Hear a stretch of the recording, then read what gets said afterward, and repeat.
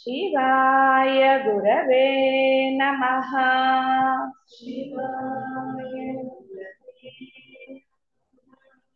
शिवाय गुरवे नमः।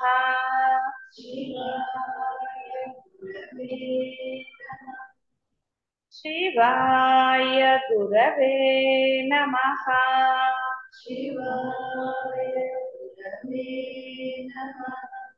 शिवाय गुरवे नमः।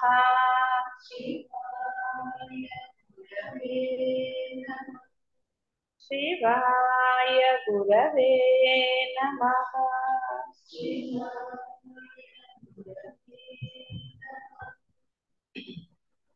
బ్రహ్మ అలాగే అన్నిటా అంతటా అన్ని రూపాలుగా ఉన్నది చిదాకాశం మాత్రమే. ఈ జననం మరణం మాయ మోహం మందత్వం అవస్థుతత్వం వివేకము ఇలా అంటే బాహ్య ప్రపంచంలో నీకు ఏదైతే కనపడుతోందో ఏది నువ్వు భావిస్తున్నావో అన్నీ కూడా ఆ పరబ్రహ్మం యొక్క రూపాలే. పరబ్రహ్మం లేనిదే ఏదీ లేదు.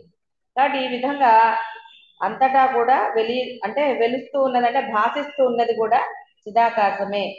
జీవుడు తన స్వరూపాన్ని తెలుసుకోనంత వరకు కూడా ఈ సంసారం అనే మహాసముద్రంలో జనన మరణ భ్రమణ అంటే ఆ యొక్క చక్రం అన్నాం కదా భగవద్గీతలో, అది ఆదిగా గల వివిధ కల్పనా తరంగాలను పొందటం జరుగుతూనే ఉంటుంది. తనని తాను తెలుసుకోవటం అంటే తాను పరబ్రహ్మము అన్న పరమ సత్యాన్ని తెలుసుకోవటం అంటే ఒట్టిగా తెలుసుకోగానే జన్మరాహిత్యం పొందరు.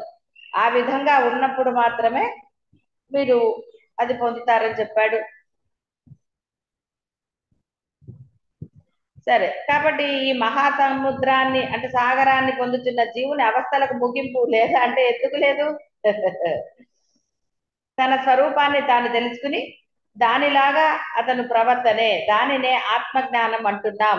సర్వభావములకు ముందే నిర్మలమై నిత్యబుద్ధ స్వరూపమై సర్వ విషయాతీతమై ఉన్న తన వాస్తవ స్వభావం స్వరూపం తెలుసుకున్న మరుక్షణం ఈ సంసారం అనే స్వప్న సదృశ మహాసాగరం మెళుకో వచ్చినప్పటి కలలోని సంఘటనల వలె పటాపంచలు కాగలదు. అప్పుడు సంసారం అంతా శమించగా ఆత్మయే తానుగా శేషించిన వాడై ఈ జీవుడు పరమశాంతిని పొందగలుగుతాడు, అనుభవించగలుగుతాడన్నా ఏదైనా ఒకటే. కాబట్టి ఇక్కడ తాను ఏమిటో తెలుసుకుని అలా ఉండగలగాలి. ఎప్పుడో అప్పుడు కొంచెం ఇప్పుడు కొంచెం కాదు, ఉండి తీరాలి. ఉండగలగాలి అంటే ఎప్పటికీ ఉండలేదు, ఉండి తీరాలి. మస్ట్ అండ్ షుడ్ అంటారు. ఆ మస్ట్ అండ్ షుడ్ గా ఉన్నప్పుడు మాత్రమే ఆ పరబ్రహ్మ అనుభూత పరబ్రహ్మంగా వెలగటమా ఇక అది చెప్పడానికి అనేది మాటలు లేవు. కాబట్టి ఆ విధంగా ఉండి తీరాలి అని భావన చెయ్యాలి.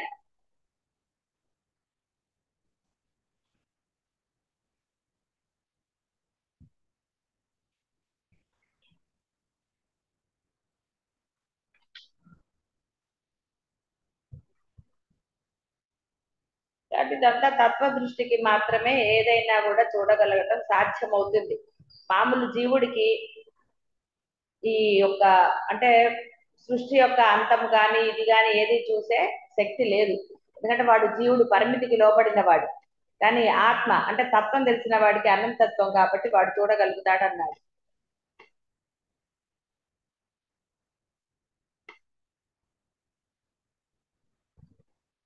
కాబట్టి వివేక దృష్టి ఎలాగా? జగత్తును తత్వదృష్టి చే దర్శించటమే. తత్వదృష్టి అంటే జ్ఞాన దృష్టి. ఉన్నది బ్రహ్మమే, అంతా కూడా చేసేది చేయించేది చెయ్యబడేది బ్రహ్మమే అన్న దృష్టే తత్వ దృష్టి, అదే వివేక దృష్టి. అనగా నిర్మల అప్రమేయ నిత్య సత్య స్వరూపుడే ఈ సర్వ రూపాలుగా ఈ మాయను అంగీకరించినట్లు ఒక చోట బహు ప్రజ్ఞా స్వరూపుడుగా, ఒక చోట మరొక చోట అజ్ఞాన బద్ధుడుగా ఉంటాడు. ఒకే జలం ఒక చోట చంచలంగా ఎలా అయితే రకరకాలుగా కనపడుతుందో అదే విధంగా సకల లోకస్తులు ఆ అద్వితీయ పరమాత్మయే, ఆయనయే నారూపంగా కూడా ఉన్నారు అనే దృఢమైన భావనాపూర్వకమైన అవగాహన. కాబట్టి ఉన్నారు అని అహంకారం పొందటం కాదు. ఆ ఉన్నారు కాబట్టి నేను కూడా అదే కదా, మరి నా రూపంగా ఉన్నారు అన్నప్పుడు నేను ఆ విధంగా ఉండి తీరాలి. అంతే తప్ప నేను ఆయన రూపాన్ని అహంకరించి ఇష్టం వచ్చినట్టుగా రాక్షసులు చేసినట్టు, అధికారం ఉంది అని రావణాసుడు రాక్షసులు ఎలా చేస్తారో నేను కూడా బ్రహ్మస్వరూపుణ్ణి కదా అని ఇష్టం వచ్చినట్టుగా చెయ్యరాదు. అవగాహన ఉండాలి. వివేక దృష్టి, తాత్విక దృష్టి అంటారు దాన్ని. అట్టి తాత్విక దృష్టిని సముపార్జించుకున్న వారు ఈ మాయా జగత్తును చూసి మోహం చెందరు. ఎవరి చేతనో కల్పించబడిన నాటకాన్ని చూస్తున్నట్లుగా వారు అంతరంగమున నిశ్చింత కలిగిన వారేంటూ బాహ్యంన యథారీతిగా వర్తిస్తూ ఉంటారు. కాబట్టి హాయిగా ఉంటారు. యథారీతిగా అంటే ఇష్టం వచ్చినట్టు అని కాదు.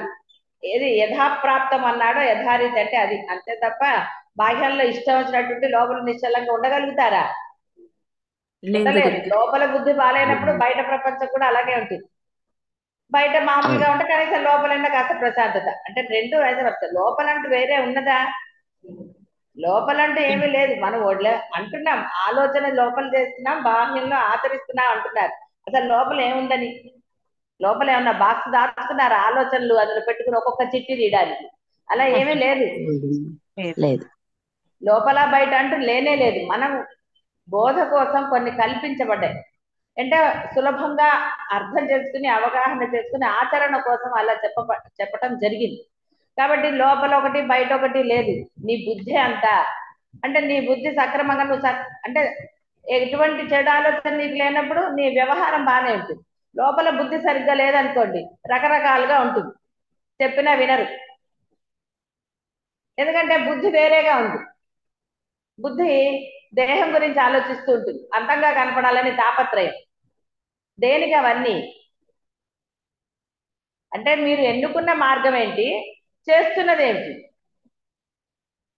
మన యొక్క ఆహార వ్యవహారాలనండి. అంటే ఆహార్యములు. ఆహారం అంటే తినేది. ఆహార్యములు అంటే వస్త్రధారణ. ఒకరికి జుగుప్స కలిగించరాదు. అది అజ్ఞానులకు కాదు, మీకు మీరు నిజంగా సరిగ్గా ఉన్నారా తెలీదా? అది ఒకరు చెప్పాలా ఈ విధంగా ఉండాలని. అందుకే ఏమన్నారు శాస్త్రంలో, వయసుకు తగ్గట్టుగా ఉంటే నమస్కారం చేయబుద్ధి అవుతుంది. ఏదో నమస్కారం చేయాలి కాబట్టి చేస్తున్నారని కాదు. మన యొక్క ఆ వస్త్రధారణ అనేది అవతలి వారికి జుగుప్సకరంగా ఉండకూడదు. వారిలో వేరే ఆలోచనలు అంటే వాడు చేస్తే ఏంటంటే ముందు నీ వస్త్రధారణ ఎలా ఉందో చూసుకో ఫస్ట్. ఒక వయసు వచ్చాక అని ఎందుకన్నారంటే కనీసం పోనీలే అప్పటి వరకు ఏవో కోరికలు లేకపోతే ఏదో వస్త్రధారణ ఎలా చేసుకుంటా, ఓ వయసు వచ్చాక ఒక గౌరవప్రదమైన ఉండాలి వస్త్రధారణ. ఎన్ని చెప్పినా కూడా ఇంకా దేనికి వేరే వేరేగా మనం ప్రవర్తించటము వేసుకోవటం దేని గురించి? అవి ఎంత చెప్పినా మార్పు రాదు. ఎందుకు రాదంటే బుర్రలో బుద్ధి దేహం మీద ఉంది, సౌందర్యం మీద ఉంటుంది. ఏమిటి సౌందర్యం? ఎవరికి కనపడాలి నీ సౌందర్యం? సౌందర్యం కోసమా మనకి ఇక్కడ? మరి ఇంకా దేహ సౌందర్యానికి ఆలోచిస్తే సాధన ఎలా కుదురుతుంది? దేహం పట్టాలంటే అది కూడా నేనే కదా. రమణాశ్రమంలో అంత ఫారినర్స్ వస్తారు, వాళ్ళు కూడా ఈ యొక్క ఆశ్రమ ధర్మాలను పాటిస్తూ చక్కగా ఉంటారు. మన మటుకు మన దేశంలో ఉండి మన దేశంలో వస్త్రధారణకి కొంత గౌరవం ఉంది. మన అందరూ ప్రపంచంలో గౌరవిస్తారు. మన మటుకు మన వస్త్రధారణని ఎలా చేసుకుంటున్నారు? ఏమి వయసు వచ్చిన తర్వాత సరిగ్గా ఉండటం చేత కదా, అది కూడా చెప్పాలా? ఇంకా వస్త్రధారణ గురించి కూడా చెప్తే మరి ఇంకెప్పటికి బాగుపడతారు. అది ఒకరు చెప్పవలసిన విషయమా? మనది మనకి తెలీదు. మనం ఎలాంటి వస్త్రాలు ధరిస్తున్నాము, అది ఎలా ఉంటుంది అన్నది తెలియదు మనకి. కాబట్టి ఇక్కడ తత్వదృష్టి వివేక దృష్టి కలగాలంటే ముందు నీ దృష్టి తగ్గాలి. బాహ్య దృష్టి అంటే అర్థం కేవలం బయట ప్రపంచాన్ని చూసి వాళ్ళెవరో అలా ఉన్నారు ఇలా ఉన్నారు అనుకోవటం కాదు. మనం ఎలా కనపడుతున్నాం, నేను దృష్టి తగ్గాలి ఫస్ట్. తగ్గితే తాత్విక దృష్టి వివేక దృష్టి. లేదా ఎలా వస్తుంది? ఎలా ఆలోచిస్తారు సాధన గురించి?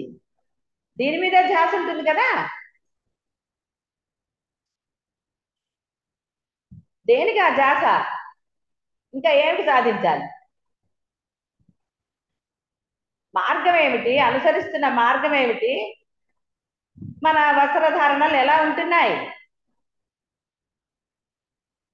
నిజంగా పలుమార్లు చెప్పటం అనేది నిజంగా శోచనీయం. ఒక ఆశ్రమంలో ఉంటున్నాము అంటే మన వస్త్రధారణ అవతలి వారికి గౌరవప్రదంగా ఉండాలి. నేను ఒక ఆశ్రమంలో ఉంటున్నాను, అరుణాచలంలో ఉంటున్నాను అని చెప్పుకోకనా సరే వస్త్రధారణ ఎలా ఉంటుంది? ఇవి అత్యంత ఆవశ్యకం. ఇదేమి తీసి పారేయవలసింది కాదు. ఎందుకంటే ఇంకా దేహ దృష్టి ఉన్నది అన్నది సుస్పష్టము. దేనిగా దేహ దృష్టి? మరి వివేక దృష్టి ఎలా వస్తుంది? తాత్వికంగా ఎలా ఆలోచిస్తారు? ఎలా ఆలోచిస్తారండి? ఒక క్షేత్రానికి అది అసలు పోని నీ యొక్క వస్త్రధారణ సరిగ్గా లేకపోతే ఒక చోటికి వెళ్ళినప్పుడు నువ్వు కన్వీనియంట్ గా ఉండగలవా? బాహ్య ప్రపంచంలో చూడలేదు, ఎన్ని చూడలేదు. మరి మనం ఇప్పుడు వివేక దృష్టి, తాత్విక దృష్టి, సాధన అన్ని పొందాలి అంటే ఇంకా దేహ భావనే పట్టుకుని కూర్చుంటే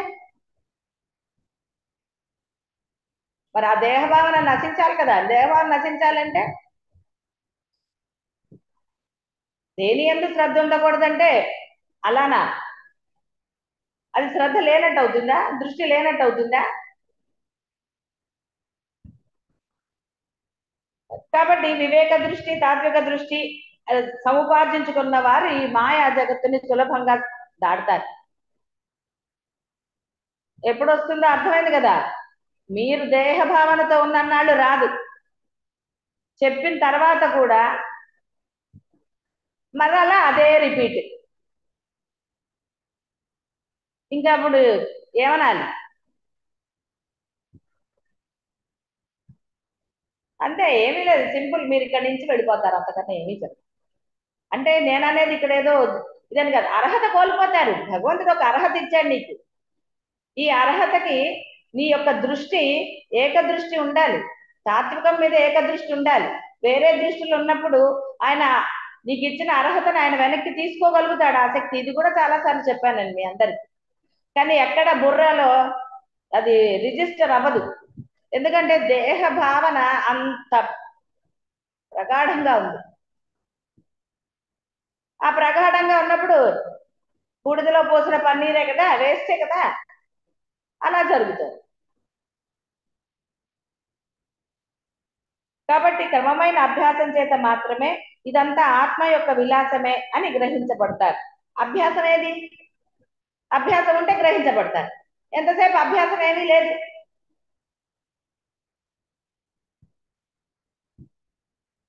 కాబట్టి అభ్యాసం గల ఎవరైనా సరే ఈ సంసారాన్ని అధిగమించగలుగుతారు. అట్టి దృష్టినే అంతయు ఆత్మ యొక్క విన్యాసం మాత్రమే అను అవగాహన మరియు అనుభూతిని ఆత్మజ్ఞానం, ఆత్మయోగం, ఆత్మ సాక్షాత్కారం అని విజ్ఞులు పిలుస్తారు. సహజీవులు తత్సంబంధమైన సంఘటనలు, కంటికి కనిపించే దృశ్యము, మనస్సుకు అనుభవమయ్యే భేద అభేదములు పరమశాంతమగు ఆత్మకు వేరుగా అనిపించటమే సంసారం యొక్క స్వరూపం. ఇంతకు మించి వేరే సంసారం అనబడినది ఎక్కడా లేదు. మనం కల్పించుకున్నాం కదా, మరి అంత దృశ్యం కనిపించుకున్నాం. ముందు బయట రాదు. మన వస్త్రధారణతో మనమే ఎలా ఉన్నాం.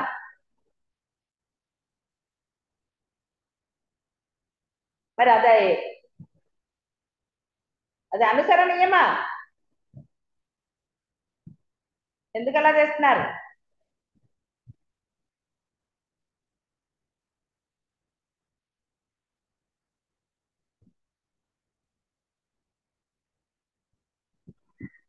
కాబట్టి ఇక్కడ అంతా కూడా మట్టితో చేసిన బొమ్మలు, ఏది చేసినా కూడా రూపాలు వేరైనా అది మట్టే కదా. అలాగే జనులందరూ రక్త మాంస అస్థిమయ అస్థిర స్వరూపాలే అయినప్పటికీ కొందరికి మరికొందరు బంధువులై ఉండటం, ఇంకొందరు బంధువులు కాకపోయి ఉండటం, ఇలాంటివన్నీ రకరకాలు బాహ్య ప్రపంచమే తలకైంది. ఇవన్నీ తెలియనివి ఏం కాదు, అందరికీ అనుభవమే. అందరూ మన చుట్టాలా? అందరూ మనకి కావాల్సిన వాళ్ళేనా? బంధువుల్లో అందరూ కావాల్సిన వాళ్ళేనా? అందరూ ఇష్టలేనా? ఇవి రకరకాల భావనలు బాహ్య ప్రపంచంలోకి వచ్చినప్పుడు.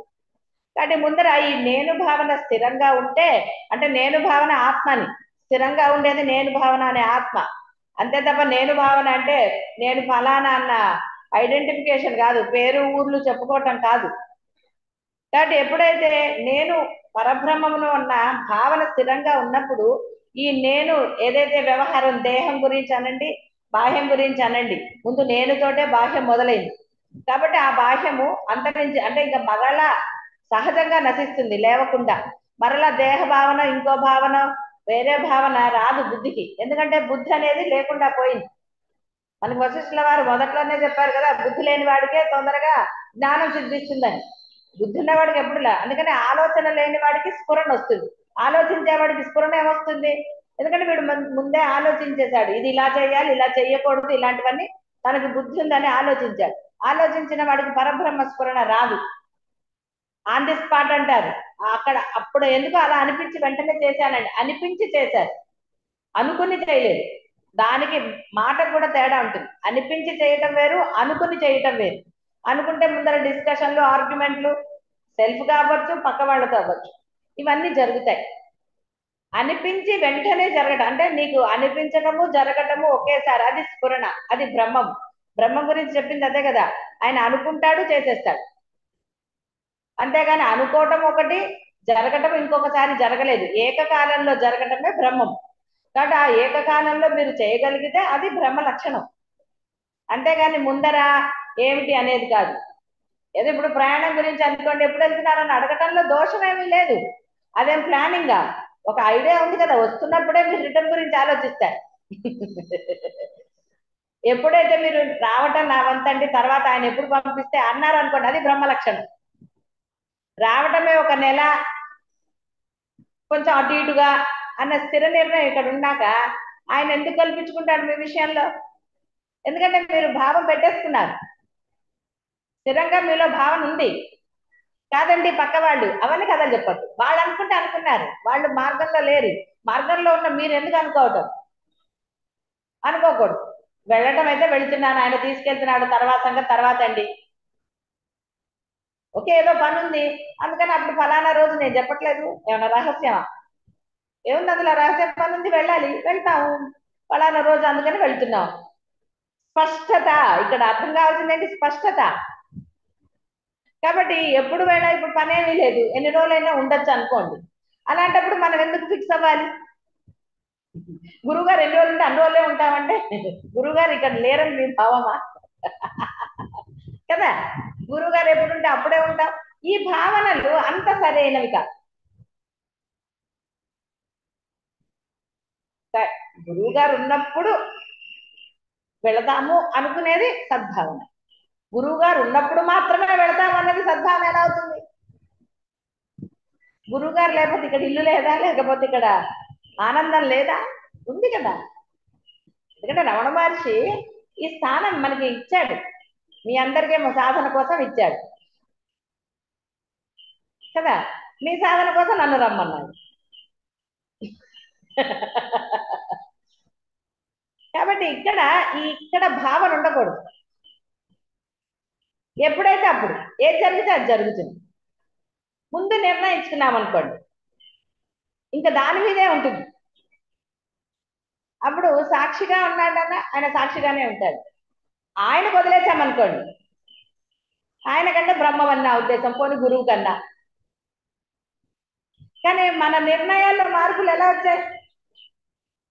ఇప్పుడు వెళ్దాం, తర్వాత వెళ్దాం, అలా వెళ్దాం, ఇలా వెళ్దాం అంటే ఆలోచన అది ఎప్పుడు కూడా గందరగోళాన్ని సృష్టిస్తుందా లేదా? చాలా అనుభవాలు ఈసారిదే కాదు. మామూలుగా ఫ్రెష్ తలుచుకుంటే తొందరగా గుర్తుంది, పాతం ఏం గుర్తుంటాయి గందరగోళాలు. కాబట్టి వస్తాము రాము, వస్తాము రాము, అయ్యో మళ్ళీ గురువు గారు వెళ్ళారు కాబట్టి మళ్ళీ వెళ్దామా? నిశ్చలత లేనప్పుడు ఆనందం లభిస్తుందా? వచ్చాక కొంచెం స్థిరం వస్తుంది. ఈ లోపల ఏమవుతుంది? వెళ్దామన్న నిర్ణయం ఉంది కాబట్టి మళ్ళీ స్థిరత్వం కోరుతా. కాబట్టి ఎప్పుడూ కూడా అంటే పరబ్రహ్మ లక్షణం ఎలా ఉంటుంది? నిర్ణయాలు ఉండవు, యథాప్రాప్తం, యథారీతిగా వస్తుంది, వెళ్ళిపోతాం. ఇక్కడ ఉండమన్నాడు, అవకాశం కల్పిస్తాడు, ఉంటాం, ఏముంది అందులో దానికి. కానీ వెళ్ళాలి కదండి, వెళ్ళకపోతే ఎలాగండి అంటే అక్కడ ఏమి ఆవశ్యకత లేనప్పుడు కూడా నేను చెప్పే, ఇప్పుడు పర్టికులర్గా ఒక పని ఉంది, తప్పదు. తప్పని వాటికి వెళ్ళాలి, తప్పించుకోవడానికి వెళ్ళాలి. మనం లేకపోయినా అన్ని జరుగుతాయి, మనం లేకపోతే ఏమైనా ఆగిపోతాయండి? ఏది ఆగదు ప్రపంచం. కానీ ఆ ధర్మం ప్రకారం అంటే మనకి తప్పని ధర్మాలు కొన్ని ఉంటాయి కాబట్టి చేయవలసిన ధర్మాలు, దానికి హెజిటేషన్ ఎందుకు? ప్రతి ఇది కూడా అక్కర్లేదు. ఓకే,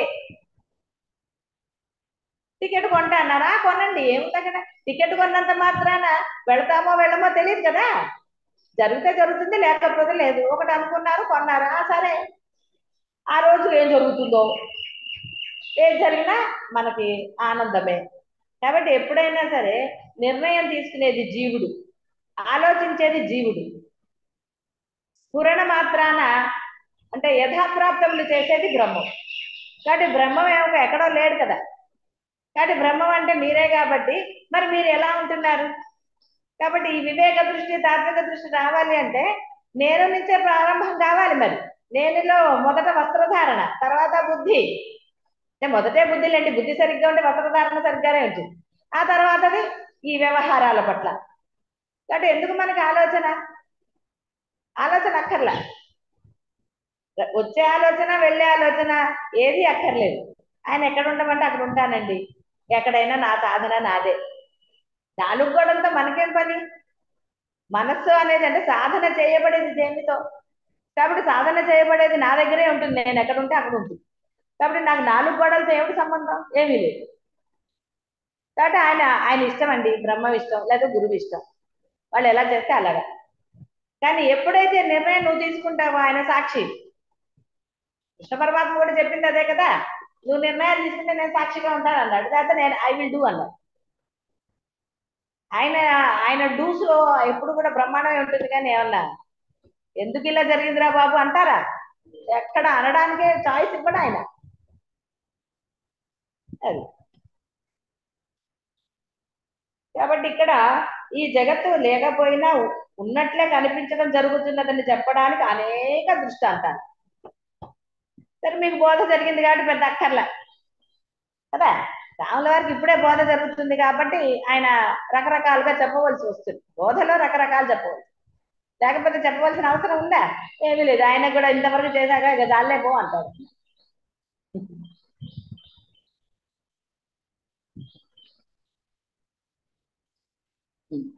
రామచంద్ర చెప్పబడే విషయం చెప్పటం అంటే వాచ్యం వాచకం అనే సంబంధం గురించిన కల్పన లేకపోతే బోధ ఎలా? చెప్పవలసినవి దేంటో తెలియాలి, అది ఏ విధంగా చెప్పాలో తెలియాలి, దేనికి అన్వయించి చెప్పాలి, అది ఆ జ్ఞానం కావాలి కదా. జ్ఞానం చదివితే వస్తుందా? బోధ అనేది కేవలము స్ఫురణ మాత్రమే, బాగా గుర్తుపెట్టుకోండి. అంటే తత్వానికి గురించిన బోధ నేను చెప్పేది. మామూలు అనుకోండి, కథలు, మనం పురాణాలు, మరి అన్ని కథలు ఎవరికి గుర్తుంటాయి కదా. ఎవరికి ఎవరు పుట్టారు, తర్వాత వాడు ఏం చేశాడు అనేది పుస్తకం చూసి చెప్పాల్సిందే, పాయింట్స్ రాసుకోవాల్సిందే. కానీ తత్వం అనేది, ఈ తత్వబోధ అనేది ఆ యొక్క బ్రహ్మస్ఫురణ లేనిది చెప్పటం జరగదు.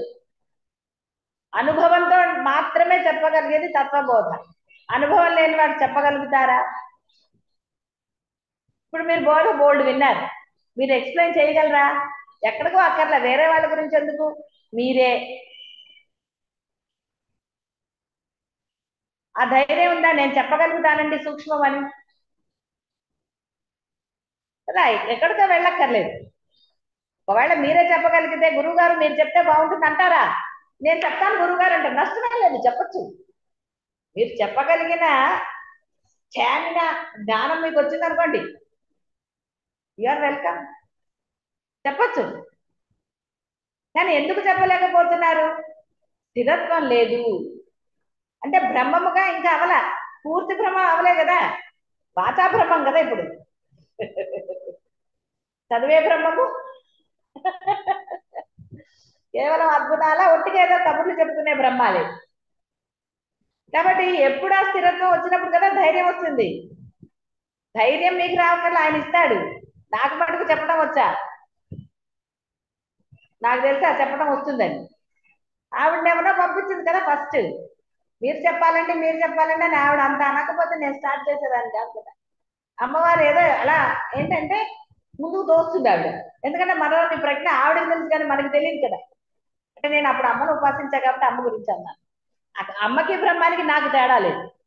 నేను అమ్మ అన్నాను కాబట్టి ఆవిడ వేరు, బ్రహ్మం వేరు, గురువు వేరు అని నా భావన ఎప్పుడూ ఉండదు. అప్పుడు కూడా లేదు, అసలు తెలియకపోయినా ఎప్పుడూ లేదు. కాబట్టి అప్పుడు అమ్మ బలవంతంగా అంటే నా చేత సమయమే లేదు అంటే కూడా నిజంగా సమయం లేదు, కొన్ని ఒట్టిగా కాదు. ఆ సమయంలో కూడా ఆవిడ వచ్చి నాతో 10 నిమిషాలన్నా మీరు చెప్పవలసిందే అని చెప్పి ఆశ్చర్యం కదా. ఆవిడ అలా చెప్పించి ఆ తర్వాత ఇంకా ఆగల. ఆ తర్వాత ఒకదాని తర్వాత అంటే ఆవిడ ఏది చెప్పించిందో అది చెప్పాను, తెలిసి చెప్పలేదు. బాగా గుర్తుపెట్టుకోండి, నేను చదివి జ్ఞానం సంపాదించి నేను అలా చెప్పలేదు, ఆవిడిచ్చిన స్ఫురణతో చెప్పాను. అందుకే ఎప్పుడు ఒక అర్థం ఎప్పుడు ఉండదు. ఎందుకంటే ఎదురు వినే వాళ్ళ స్థాయిని బట్టి స్ఫురణ యొక్క ఇది మారిపోతుంది. అందుకని నా శక్తి మారిందని నేను అనను. శక్తి అనేది ఎప్పుడూ లేదు నా దగ్గర. అమ్మిచ్చిన అదే కదా ఆ శక్తే. అప్పుడు అమ్మిచ్చింది, ఇప్పుడు బ్రహ్మం. బ్రహ్మం వేరే అంటే మీరు వేరుగా భావన చేస్తే నేనేం చేయలేదు.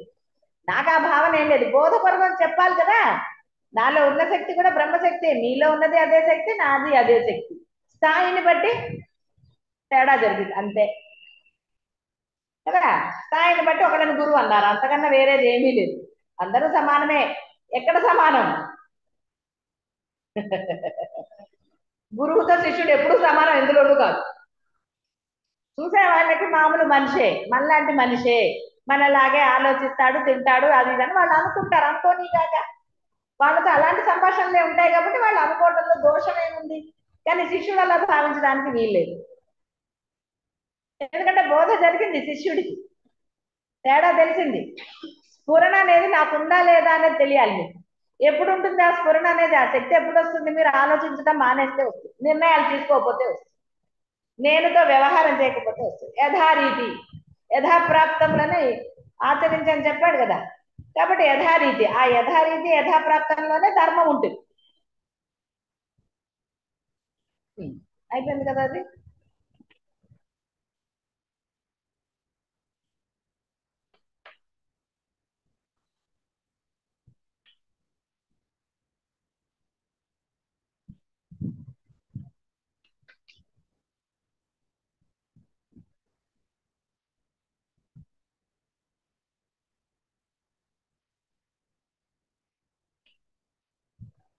రామచంద్ర ఒక ఆయన ముత్యపు చిప్పలో వెండి ఉన్నదని నిర్ణయించుకున్నవాడై ఆ వెండిని సొమ్ము చేసుకోవాలని మూట కట్టుకుని ముత్యపు చెప్పులను ఇంటికి తెచ్చుకున్నాడు.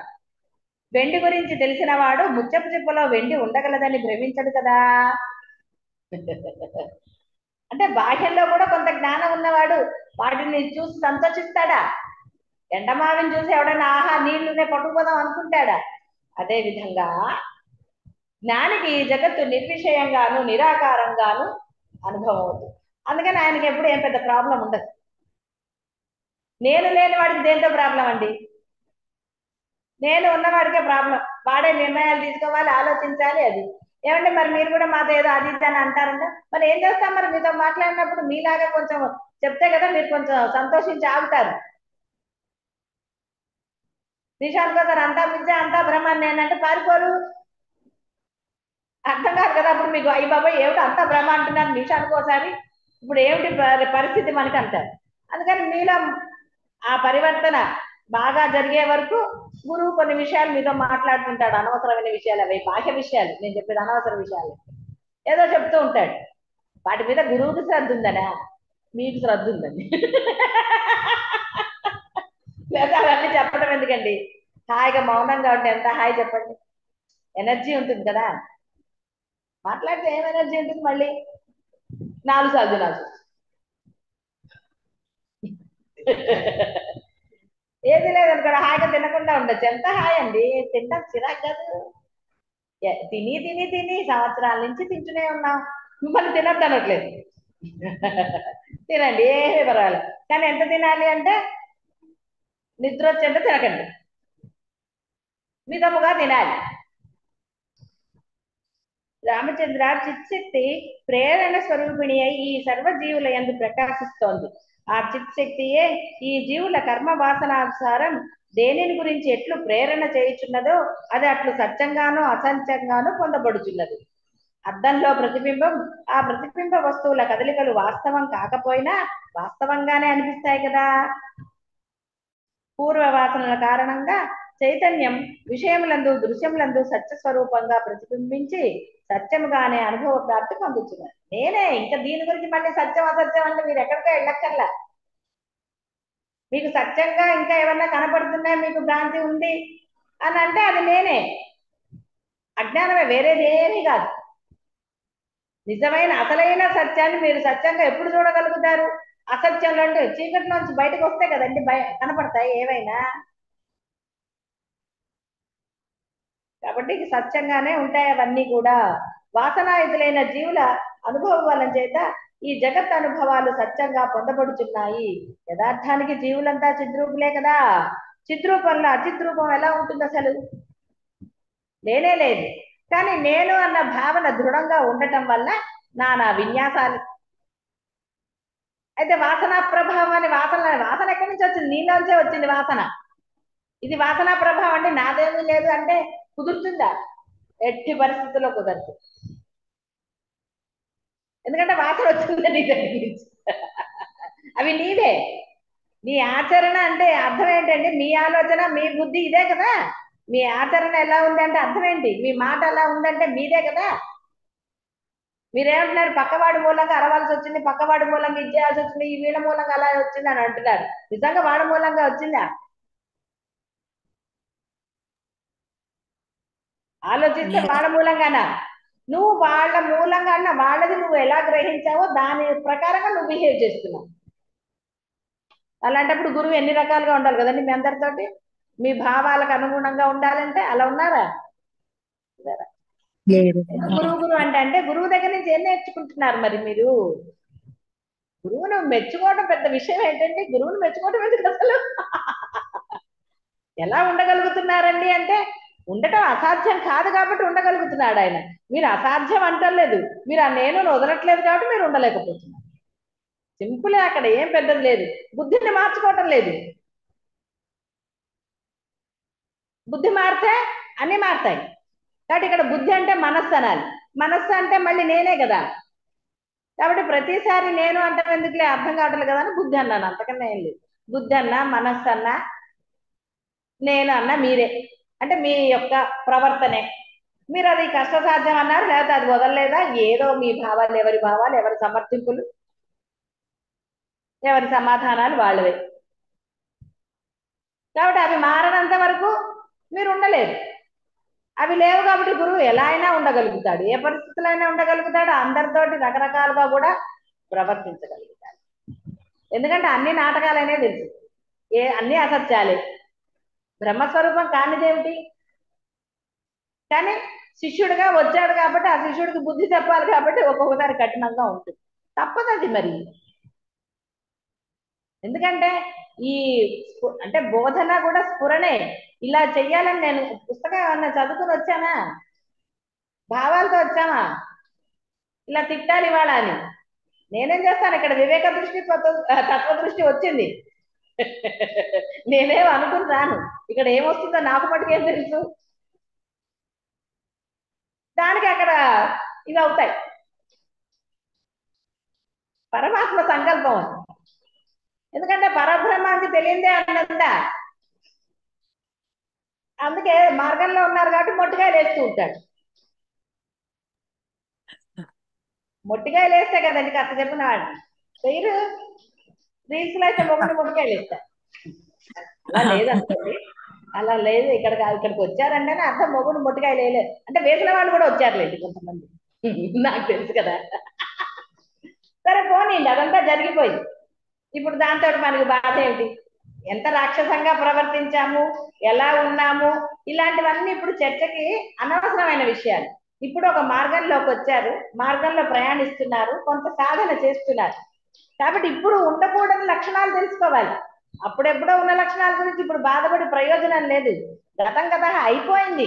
ఎప్పుడో చేసిన రథ పని గురించి ఇప్పుడు బాధపడి ప్రయోజనం ఏముంది అసలు? అయిపోయిందిగా. ఇప్పుడు చేయకుండా ఉండు. ఇప్పుడు ఎలా ఉండాలని నీకు నిర్దేశించబడుతోందో, బోధ జరుగుతోందో ఆ విధంగా ఉండు. అది అది వివేకుల లక్షణం, అది అసలైన దృష్టి. అంతేగాని అప్పుడెప్పుడో చేశానంటే నిమిషానికి ఒకసారి అది తలుచుకున్నారనుకోండి, ఈ కాలం కూడా పోయింది కదా. అందుకని అది తలుచుకోకండి. ఒకవేళ ఆ కాలంలో మీరు అక్కడ తెలియక నేనైతే ఒప్పుకోను, తెలిసే కొన్ని పనులు చేశారు, అవతల వాళ్ళని బాధ పెట్టారు, మనస్ఫూర్తిగా క్షమాపణ చెప్పుకోండి. గురువు పాదాలను లేకపోతే బ్రహ్మ పాదాలను స్మరణ చేసుకుని ఆ పాదాల దగ్గర క్షమాపణ వేడుకుని మరలా అది ఆలోచించుకోకుండా ధైర్యంగా ఉండండి. మీరు ఒక్కసారి మనసా వాచా కర్మణ కనుక అంటే ఆ క్షమాపణ అనేది మనం క్షమాపణ చెప్పుకున్నాం కదా, పరివర్తన లేని క్షమాపణలు నాటకమే. దొంగ మాటలు రాలేదు మనకి, రమణులు చెప్పిందే. రమణులు అక్కర్లా, ఏ బ్రహ్మమైనా అదే చెప్తారు, సద్గురువులు అదే చెప్తారు. ఎన్నిసార్లు క్షమాపణలు? పరివర్తన లేని క్షమాపణల వల్ల ఏమిటి? అందువలన మీరు గతంలో చేసిన గుర్తొచ్చి మిమ్మల్ని బాధిస్తున్నాయి అనుకోండి, మనసా వాచా కర్మణ ఒకసారి క్షమాపణ చెప్పుకోండి, ఇప్పుడు చేయకుండా ఉండండి, అప్పుడు ప్రాయశ్చిత్తం లభిస్తుంది. అంతేగాని ఇప్పుడు కూడా దొరికిన మనుషుల్లో లేదా సందర్భానుసారమో, సందర్భానుసారం అంటే చూడండి, ఎవరి మీద గట్టిగా మాట్లాడాలి, ఎవరితో గట్టిగా మాట్లాడుకున్నంత వివేచన. అంతేగాని సందర్భం వచ్చింది కదా అని అవతల వాళ్ళని ఏది మడితే అది అనకూడదు. పిల్లల విషయంలో సందర్భానుసారం ఉంటుంది, ఎందుకంటే వాళ్ళకి తెలియదు కాబట్టి అజ్ఞానం. మీకెందుకు అజ్ఞానం? కాబట్టి ఆ మాట్లాడే విధానం, ఆ మాటలో ఆ ప్రేమతత్వ ఆర్ద్రత ఉండాలి. అది లేనప్పుడు వాసనలు మళ్ళీ పెరుగుతాయి. వాసనలు పెరగట్లే మరి.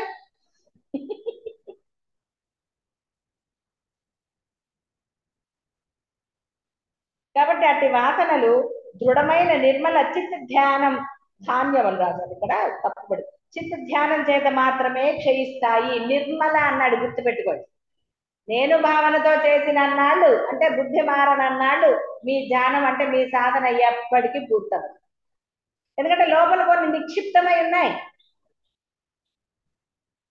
ఆ నిక్షిప్తమైనవి నశిస్తే తప్ప నిర్మలత్వం రాదు. నిర్మలత్వం రాందే బ్రహ్మం. కాబట్టి వాసనలు జయించిన మనుషునికి దృశ్యం అనబడు ప్రసక్తియే లేదు. ఇక అప్పుడు దృశ్యం ఏమిటి, వాడేమిటి, వీడేమిటి, ఇది బాధ అది కాదు, ఈ గోల్ లేదు కదా.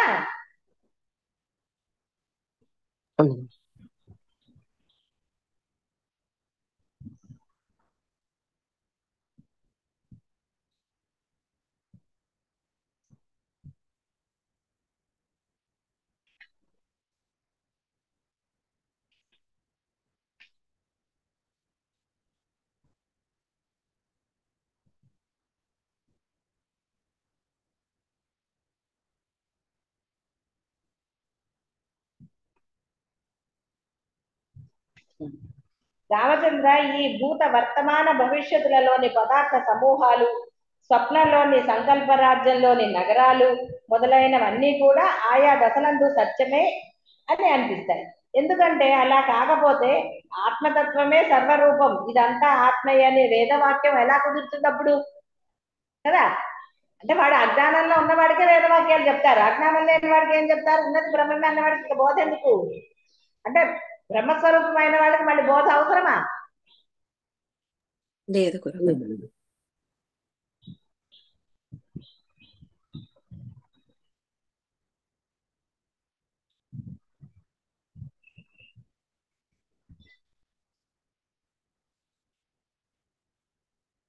అయితే ఇక్కడ స్వప్నంలో వ్యవహారము సత్యము అనే ఇతరుల స్వప్నంలో ప్రవేశించి బోధించటం, సూచించటం మొదలైనవి నిర్వర్తిస్తారు. అయితే అప్పుడు అది స్వప్నం అవ్వదు, బాగా గుర్తుపెట్టుకోండి.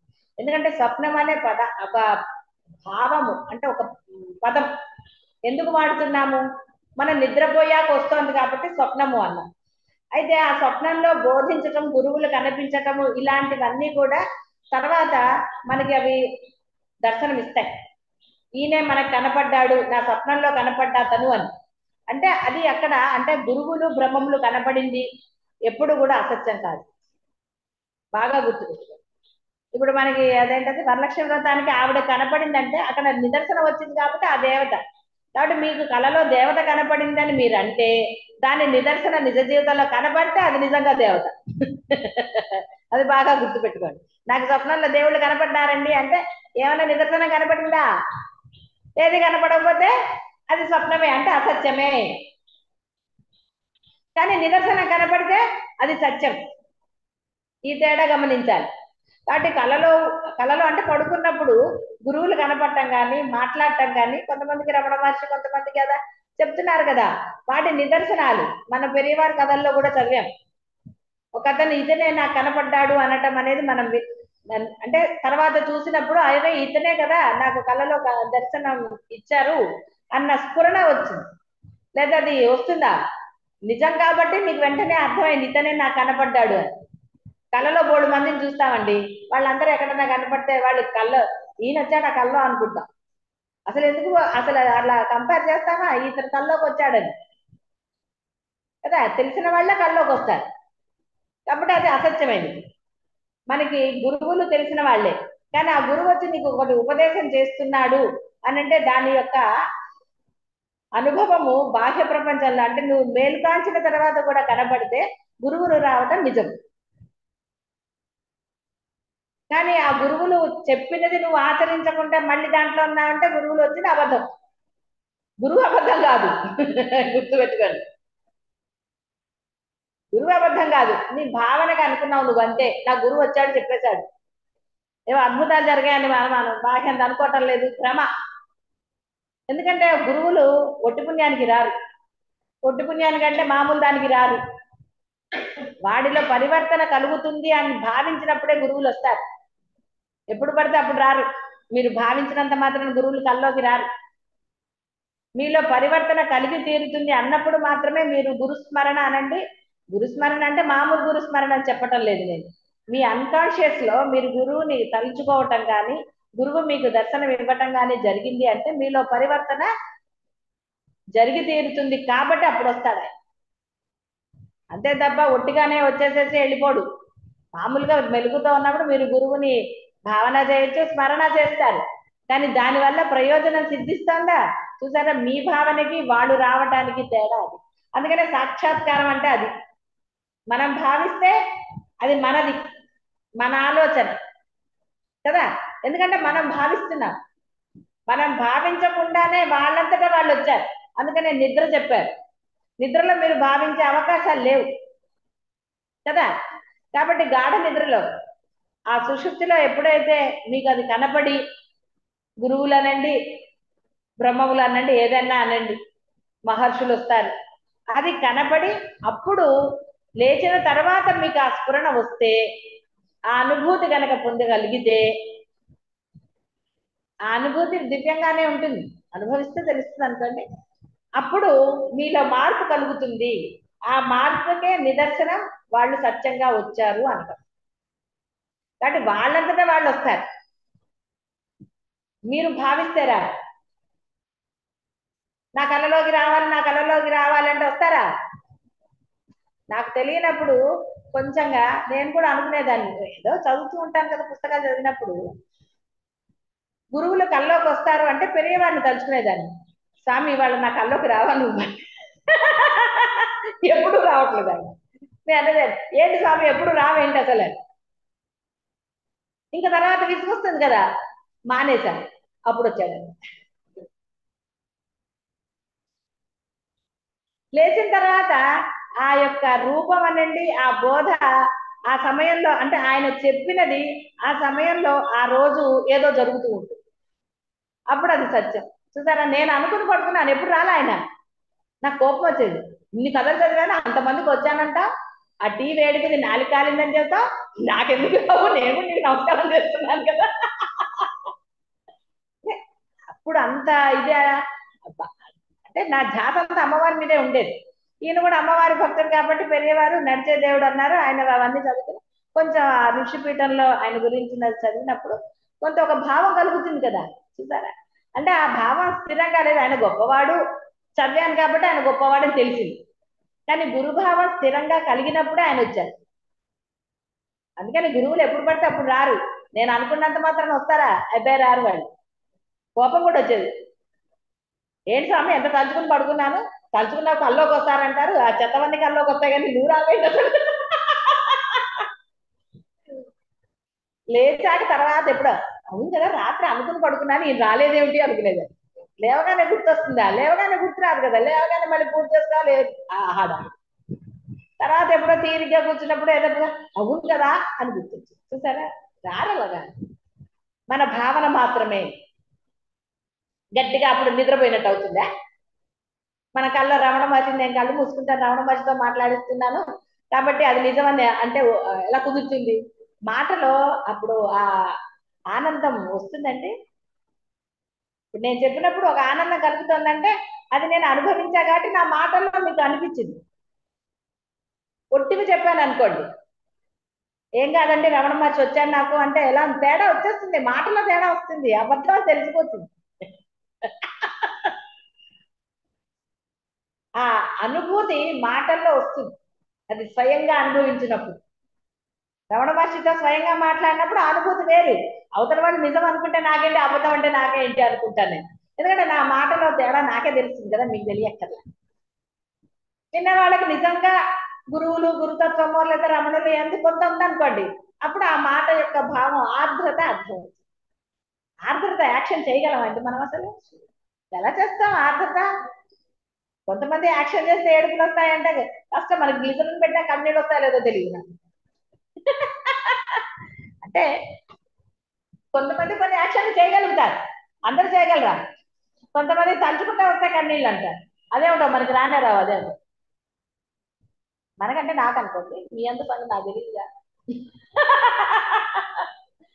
ఇక్కడ అర్థం ఏంటి అంటే ఆ వివేక దృష్టి, తాత్విక దృష్టి, తత్వ దృష్టి, ఇవన్నీ అంటే ఆచరణ ఉన్నప్పుడే సాధ్యమవుతుంది.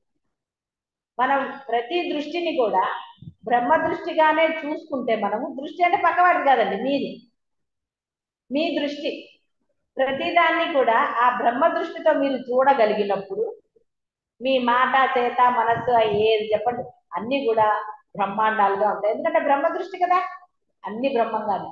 అది దృశ్యముగా మిమ్మల్ని బాధించదు, ఎందుకంటే అక్కడ దృశ్యం లేదు, బ్రహ్మమే ఉన్నది. బ్రహ్మ దృష్టితో చూసినప్పుడు అది బ్రహ్మం అవుతుంది కదా. కాబట్టి అప్పుడు ఇంకేమవుతుంది? కాకి ఏమి కనపడతాయండి? ఉంది కదా, కాకి మాత్రమే అవి కనపడతాయి కదా, అందరికీ కనపడతాయా? కనపడవు.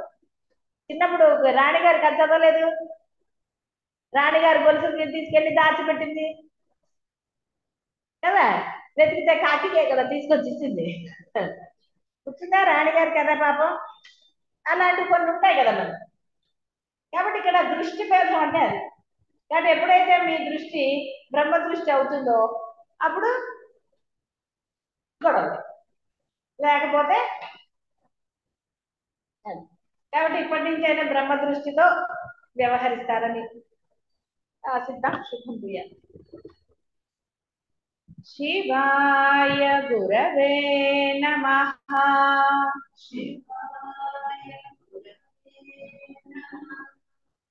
శివాయ గురవే నమః.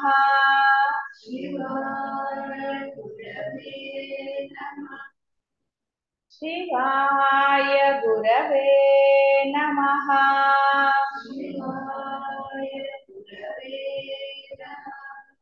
శివాయ గురవే నమః.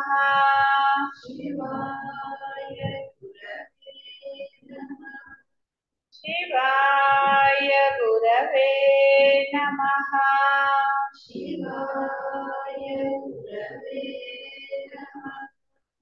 శివాయ గురవే నమః.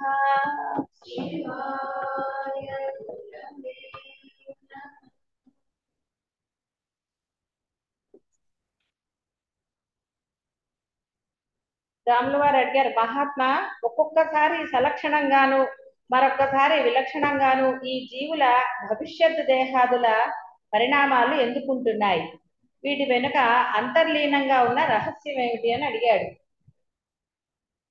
రామచంద్ర, అనేక రాగద్వేషాదుల చేతను విచిత్ర ధర్మ అధర్మముల ప్రసంగ చేష్టల చేత నింపబడిన చిత్తములే ఈ పరిణామ విపరిణామములన్నిటికీ కారణం. ఆయా స్వకీయ నిర్మిత భావావేశములతోనూ చేష్టలతోనూ కూడిన ఈ జీవులు వివిధ దేహములు ధరిస్తూ ఇక్కడ స్వర్గ నరకాది ఊర్ధ్వాదో లోకాలలోనికి మరల ప్రవేశ నిష్క్రమణలు నిర్వర్తిస్తున్నారు. అందుకే ఈ జీవులు చంచల మహాసముద్రంలోని చక్రావర్తములందు సంచరించే జలబిందువుల వంటి వారు అని వ్యాఖ్యానించారు. మహాసముద్రంలో ఏ జలం ఆవర్తమవుతున్నది, ఏ జలం తరంగాలుగా అవుతున్నది, ఏ జలం ఎటు వెళ్ళుతున్నది, ఇలా చేయగలరా? వ్యాఖ్యానం వల్ల ప్రయోజనం ఉన్నదా? లేదు. భూతకోట్లు అంటే జీవరాశులు అనే జలబిందువులు సదృశములా ఒకే తీరుగా ఉన్నాయా, వేర్వేరుగా? ఇవి నిర్ధారించడానికి ఎవరు సమర్థులు? అంటే రకరకాలు, అంటే ఎవడు చేసిన కర్మ అన్నట్టుగా. చేష్టలు అంటే క్రియలనే కదా, కర్మలు చేసినప్పుడు దాన్ని అనుభవిస్తుంటేనే ఇది అయ్యిందయ్యా, ఆ యొక్క విలక్షణంగా సలక్షణంగా ఇలా రకరకాలుగా ఉన్నాయి. కాబట్టి ఎలా అయితే అంటే ప్రవాహం ఎటు వెళుతోంది, తరంగమా ఇంకోటన్నా, ఏదైనా సరే ప్రతి జలకణం జలమే కానీ అన్యం కాదు. అలాగే ప్రతి జీవుడు ఆత్మస్వరూపుడే. జీవుడు అన్నాడు, జీవుడు అనగానే కేవలం మనుషులనే భావించక్కర్లా. పశుపతి అని ఆయన ముందే చెప్పాడు, పశువులకు పతిని అన్నాడు. ఆ పశువుల లిస్టులో మనుషుల్ని కూడా పెట్టాడు. కాబట్టి జీవుడు అనగానే మనం ఒక్కళ్ళమే అని భావించడానికి వీల్లేదు. చైతన్యంగా కదిలే ప్రతిదీ, అంటే బురదలో ఉండే పురుగు కూడా, భయంకర జుగుప్సాకరంగా ఉండేవి ప్రతిదీ కూడా అందమైనది, ఆ జుగుప్సాకరమైనది అన్ని కూడా ఆ యొక్క ఆత్మస్వరూపమే, ఆత్మానందమే మనందరి రూపాలు.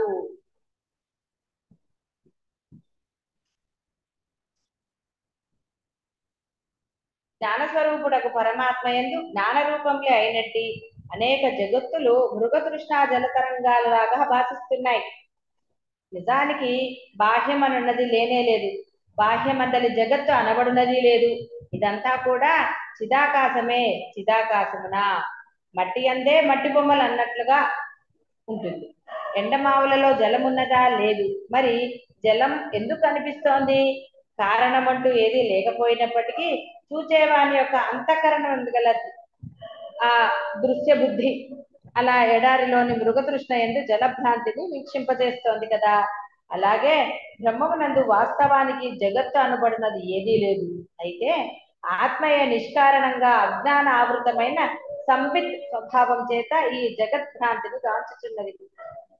కాబట్టి జగత్ అనబడేది అసత్య అయినప్పటికీ స్వప్న నగరం వలె, మనోరాజ్యం వలె, సంకల్ప దృశ్య పరంపరల వలె హృదయాన్ని వ్యాపించి ఉంటుంది. అంటే ఇవన్నీ ఎన్నిసార్లు చెప్పాము, ఎంతసేపు చెప్పినా మళ్ళీ అవే. కాబట్టి అవన్నీ పెద్ద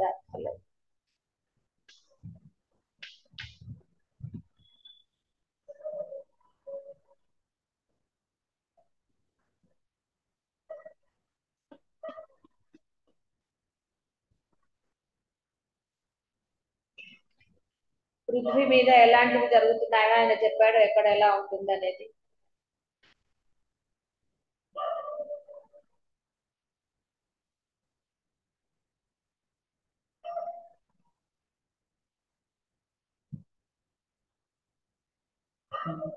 సరే స్వామి, నేను యథాతథంగా ఉంటూనే కల్పనా దృష్టిచే భౌతిక జగత్తుగా అయ్యాను అంటున్నారు.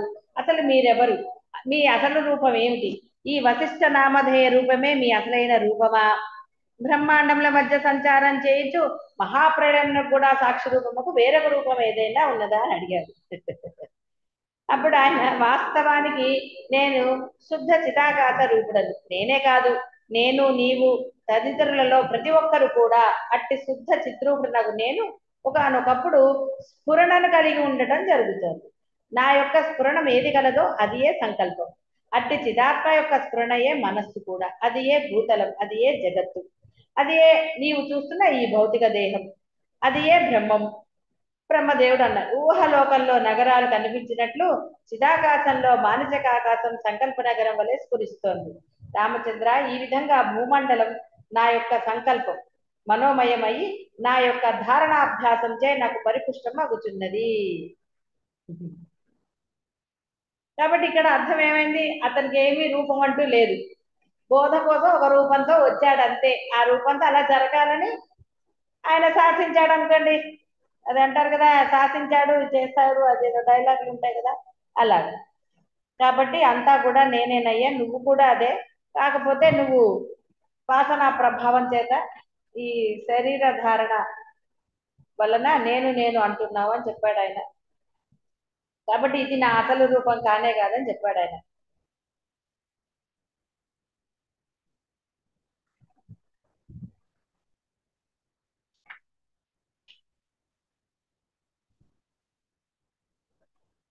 పరమాత్మ కూడా ఏమీ చేయటం లేదు, యథాతథమయ్యే ఉంటున్నారు. తన యొక్క చిన్మాత్ర స్వరూపాన్ని త్యజించటమే లేదు.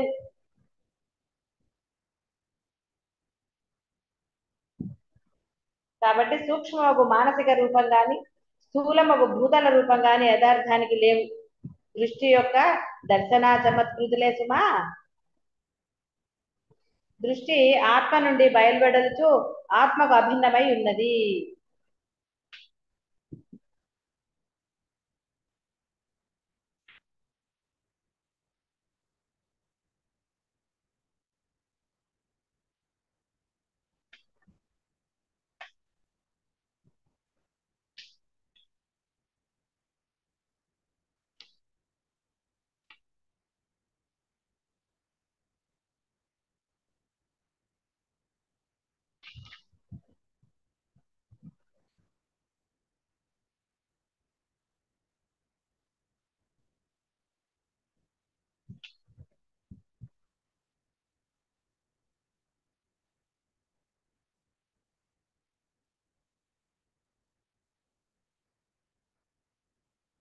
సరే, ఈయన అడిగారు రాముల వారు మళ్ళీ, మీరు తేజోరూపి అయి అనేక అనుభవాలు పొందారు కదా, అప్పుడు మీకు ఆనందం కలిగిందా దుఃఖం కలిగిందా అన్నాడు.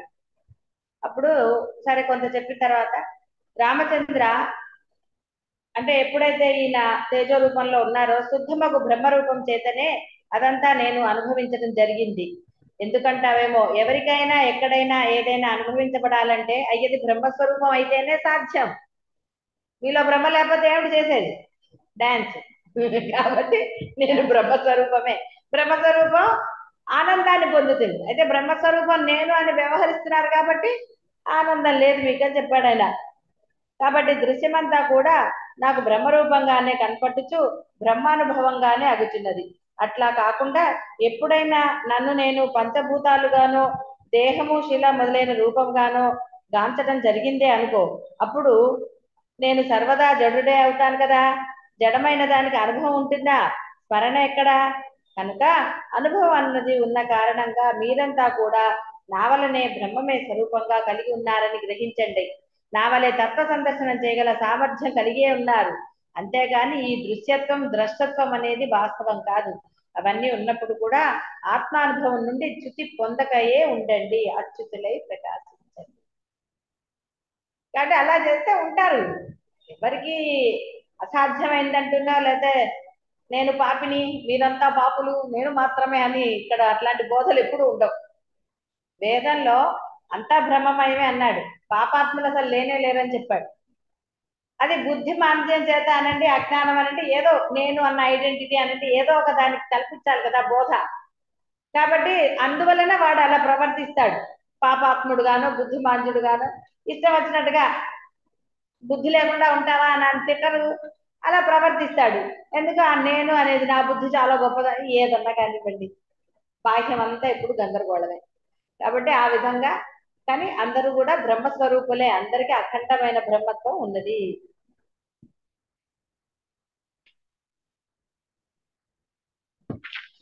సరే, గాఢ నిద్ర ఇవన్నీ మీకు ఇంత చాలా అయిపోయాయి, ఎందుకులేండి నిద్రలు, ఇప్పటికే నిద్రలు ఎక్కువయ్యాయి.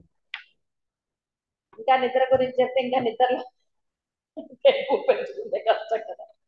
ఉదాహరణలుగా చెప్పింది మేము అనుభవంతో పొందుతాం అన్నట్టు ఇంకేమనుభవం వస్తుంది.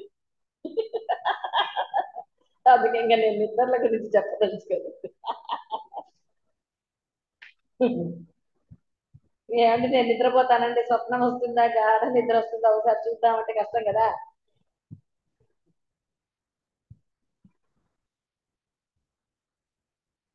సరే, ఇప్పుడు ఆ వశిష్ఠ విరాట్ స్వరూపం ఆయన చెప్పాడు. ఏముంది విరాట్ స్వరూపం అంటే మళ్ళీ అంతా ఆయన. ఎన్నిసార్లు చెప్తాను చెప్పండి.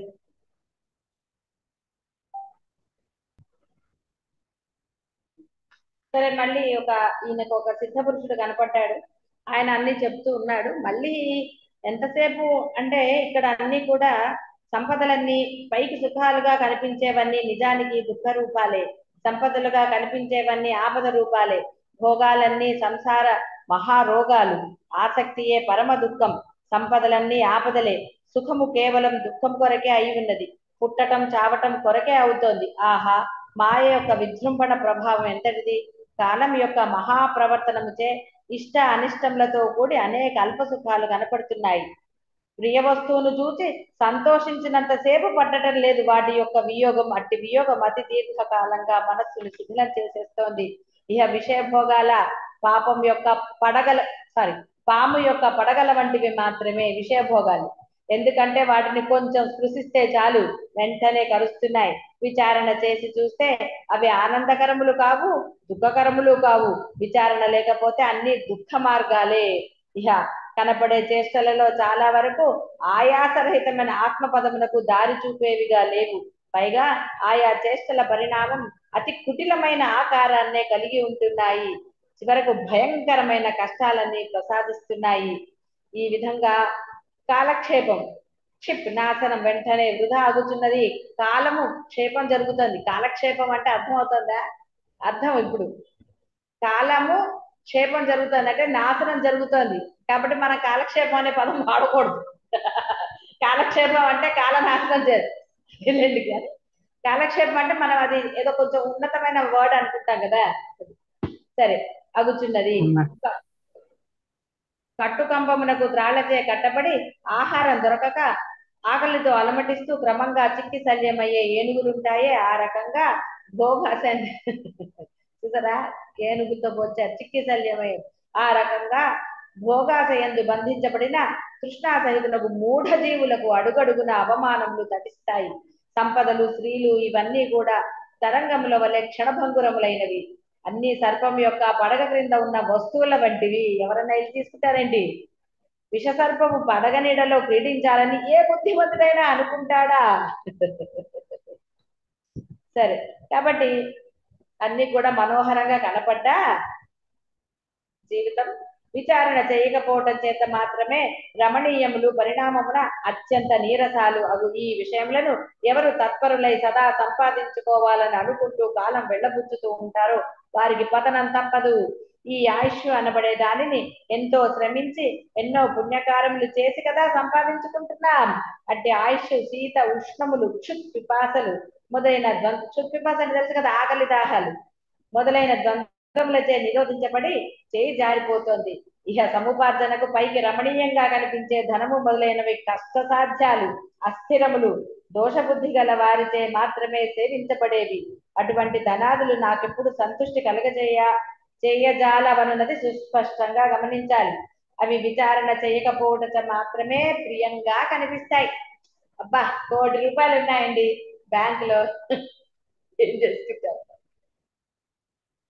నేను ₹1,00,00,000 ఉన్నాయని స్మరణ చేసే లోపల బ్రహ్మ మనలో చేరిపోతే ఎవరికి తెలియకుండా దాచిపెట్టానండి. ఎవరో ఈ మధ్య ఎవరో అన్నారు, నేను అన్ని చేశానండి కానీ ఎక్కడ ఏం పెట్టానో ఎవరికీ తెలియదు అని. అదే ఎందుకులే అని నేను ఊరుకున్నాను. ఎక్కడ ఏం పెట్టానో ఏ బ్యాంకులో ఏం పెట్టానో నువ్వు పుట్టిన పోతే ఏమవుతుంది? ఎవరికి చెప్పిపోవు కదా.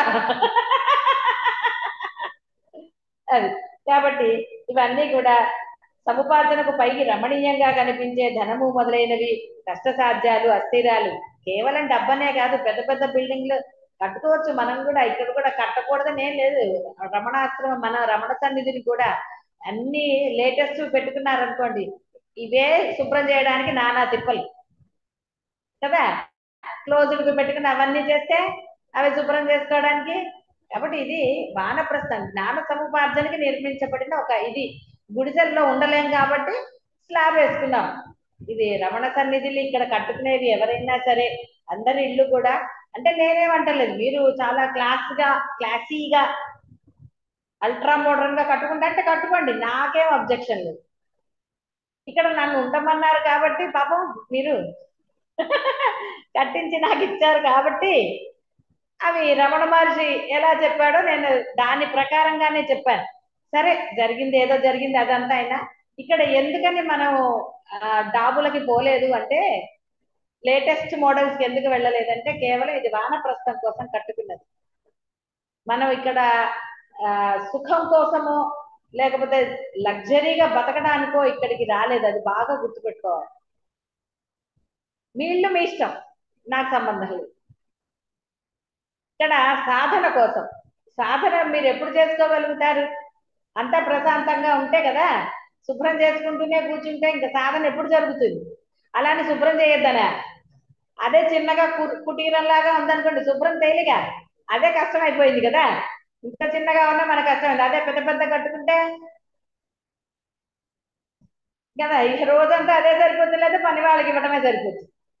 చిన్నగా ఉందనుకోండి మనకి మన పని మనం చేసుకోవచ్చు తృప్తిగా. బయట వాళ్ళ మీద ఆధారపడవలసిన ఆవశ్యకత లేదు. ఎందుకంటే ఎవరు చిన్న వయసు వాళ్ళు కాదు కదా, అందరికీ వయసు ఉన్న వాళ్ళే, అందరూ 20+లే కదా. కష్టపడటం ఇష్టం కదా. 20- వాళ్ళే ఏమన్నా, 20- కాదు 50- వాళ్ళే ఏమన్నా, అది కూడా కష్టం ఇవ్వాలి రేపు. 20+ వాళ్ళే నయంగా ఉన్నారు, 50- వాళ్ళే నయంగా లేదు, వాళ్ళకి ముందే నేర్చాలి. అది కాబట్టి ధనము మొదలైనవి అన్నాడు. అందుకనే కష్ట సాధ్యాలు అస్థిరములు దోషబుద్ధి గల వారిచే మాత్రమే సేవించబడతాయి. అటువంటి ధనాదులు నాకెప్పుడు సంతృష్టి కలుగజేయవు. విచారం చేయకపోవటం చేత మాత్రమే ప్రియంగా కనిపిస్తున్నాయి, తుదకు దుఃఖాన్నే కలుగజేస్తాయి. క్షణకాలం విలాసంగా కనబడి చివరకు శాంతికి భంగం కలుగజేసేవన్నీ మోహపూరితాలని విఘ్నులు మాత్రమే గ్రహిస్తారు. ఇక్కడ సముపార్జనలన్నీ కూడా ఆ పాత రమణీయాలు, శీఘ్రంగా నశించేవి, దుఃఖము ఆపదలు కలుగజేసేవి. కాబట్టి వాటితో సంబంధం మోసపూరితులకు శత్రువులతో సంబంధం మంచిదే. అందుకనే వస్తువులను పేర్చుకుంటూ పోతే ఏం లాభం? వస్తువులు నాకు ఉన్నాయి కదా అని అదేదో పెళ్లిలో అందరు పెడతారు, వేరే వాళ్ళ పెళ్లిలో ఆడపిల్లకి ఇచ్చేవన్నీ పేరుస్తారు, అందరు చూడాలని పేరుస్తారు కదా వాళ్ళకి ఇచ్చేవన్నీ. అలానా మనం అక్కడ ఎవరికి మన వస్తువులు కనపడాలా? ఏది అత్యంత అవసరమో ఆ వస్తువులు మన దగ్గర ఉంటే చాలు. అంతకు మించిన రాజభోగాల పట్ల పోయామంటే కాలు కూడా పడదు, అడుగు పడుతుందా? ఇక ఎన్ని రావాలో అన్ని వస్తాయి. కాబట్టి ఎంత మేరకో అంత మేరకి మనం పెట్టుకోవటంలో దోషం లేదు. నేను రమణ సన్నిధి గురించే మాట్లాడుతున్నా, వేరే వాటి గురించి నేను మాట్లాడతాను. మీ యొక్క సొంత గృహాల గురించి నేను మాట్లాడు, అవి మీ ఇష్టం, మీ సాధన, మీరు, అది వేరు. ఇక్కడ రమణ సన్నిధిలో అందుకని నేను వాటికి ప్రాముఖ్యత ఇవ్వలేదు. ఎందుకంటే దాని వలన సాధన కుంటుపడుతుంది. అందువల్ల ఎంత మేరకో అంత మేర. కాబట్టి శత్రువులతో ఎందుకండి లేనిపోని బంధాలు, తీరిగ్గా కూర్చుని, అంతేనా కాదా? కాబట్టి ఏది అత్యంత ఆవశ్యకమో అవి మాత్రమే, మరల కొనకుండా మరల చేయకుండా అనే పెద్ద ఫ్రిడ్జ్ కొన్నది. లేకపోతే పెద్ద ఫ్రిడ్జ్ ఎందుకంటే ఇన్నాళ్ళు చిన్న ఫ్రిడ్జ్ లో గడపలేదు కదా. వేరు కాపురం పెడితే పిల్లాడికి అన్ని ఇవ్వాలి కదా. అందుకని పిల్లాడికి వేరు కాపురం పెట్టారు, అందుకని పిల్లలకి ఇచ్చి కదా.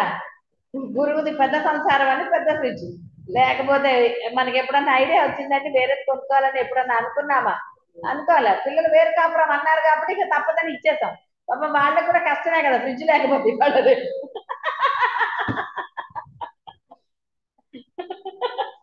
అందుకని ఇచ్చే, లేకపోతే ఎందుకండి ఇంకో ఫ్రిడ్జ్ ఆ ఫ్రిడ్జ్ తో గడిపేసుకునే వాళ్ళం కదా.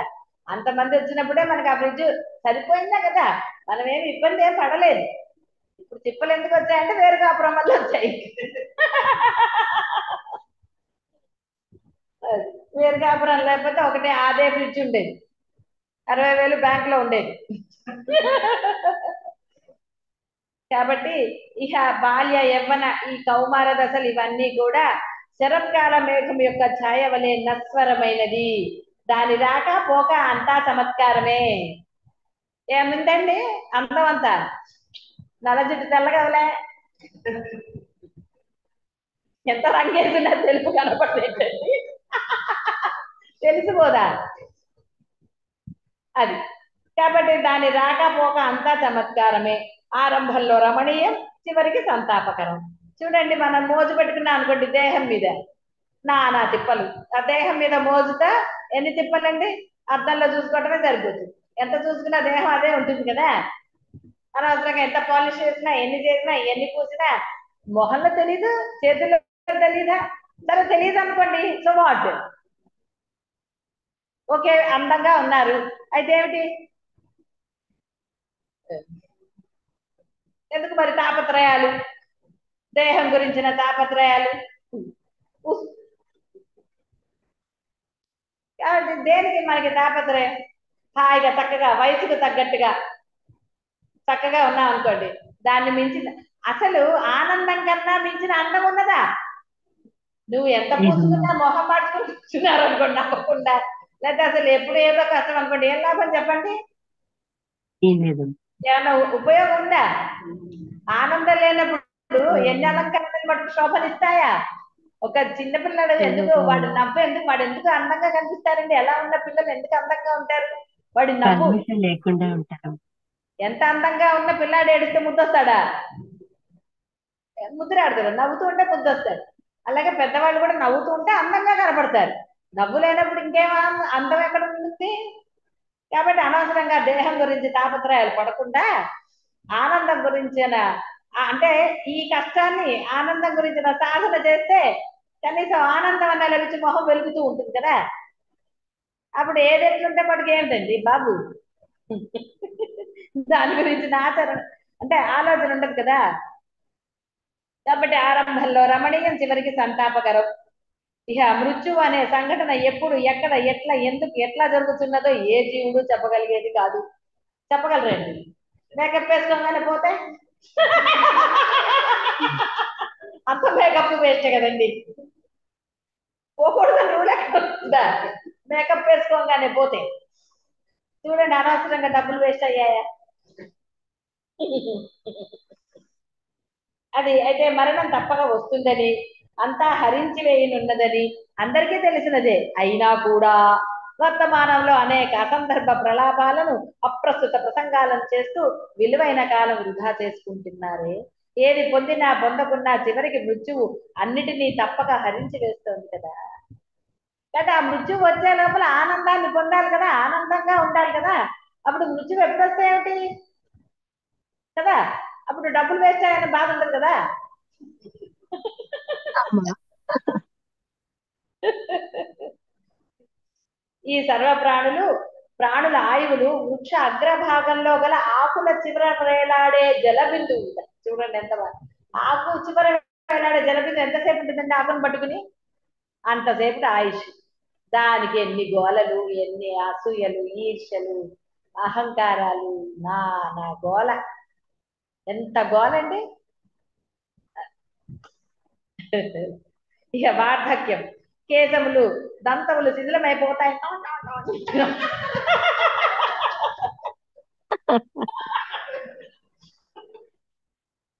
అప్పుడు తినాలన్న కోరికలు పెరుగుతాయి, తినలేరు కదా. అన్ని సడలిపోతాయి కదా, పటగా పటగా ఊడిపోతూ ఉంటాయి, ఎముకలు శబ్దాలు వస్తూ ఉంటాయి, నడుస్తూ ఉంటాయి కదా. దారి కింద పడతారేమన్నా భయం. ఎన్ని వస్తాయండి వార్ధక్యంలో. మాట అర్థం కాదు, మళ్ళీ చిన్నపిల్లల మాటలు మాట్లాడినట్టుగా ఆ మాట అర్థం అవదు. చాదస్తాలు పెరుగుతాయి. చిన్నపిల్లాడుకుంటే చాదస్తాలు మళ్ళీ వస్తాయి కదా, కానీ అప్పుడు విసుక్కుంటారు. వాళ్ళకే విసుగు వస్తుంది. వాళ్ళకంటే ఇంకా మనం ఇంకా వృద్ధాప్యంలోకి రాలేదు కదా అని.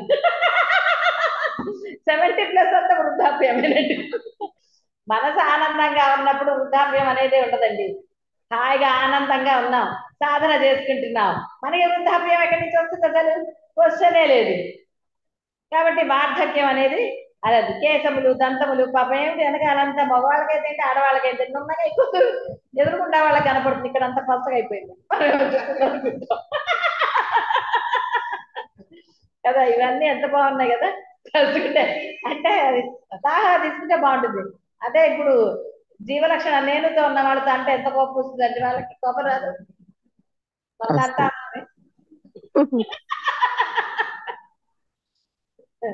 ఆ మధ్య కొంచెం నూనె రాసుకుంటే అంత ముందుకు కాదు. నాకు అర్థం కాదు ఏంటో నూనె ముందుకు వస్తుందండి. తర్వాత అట్లా పలసగా నెట్టుకుంటే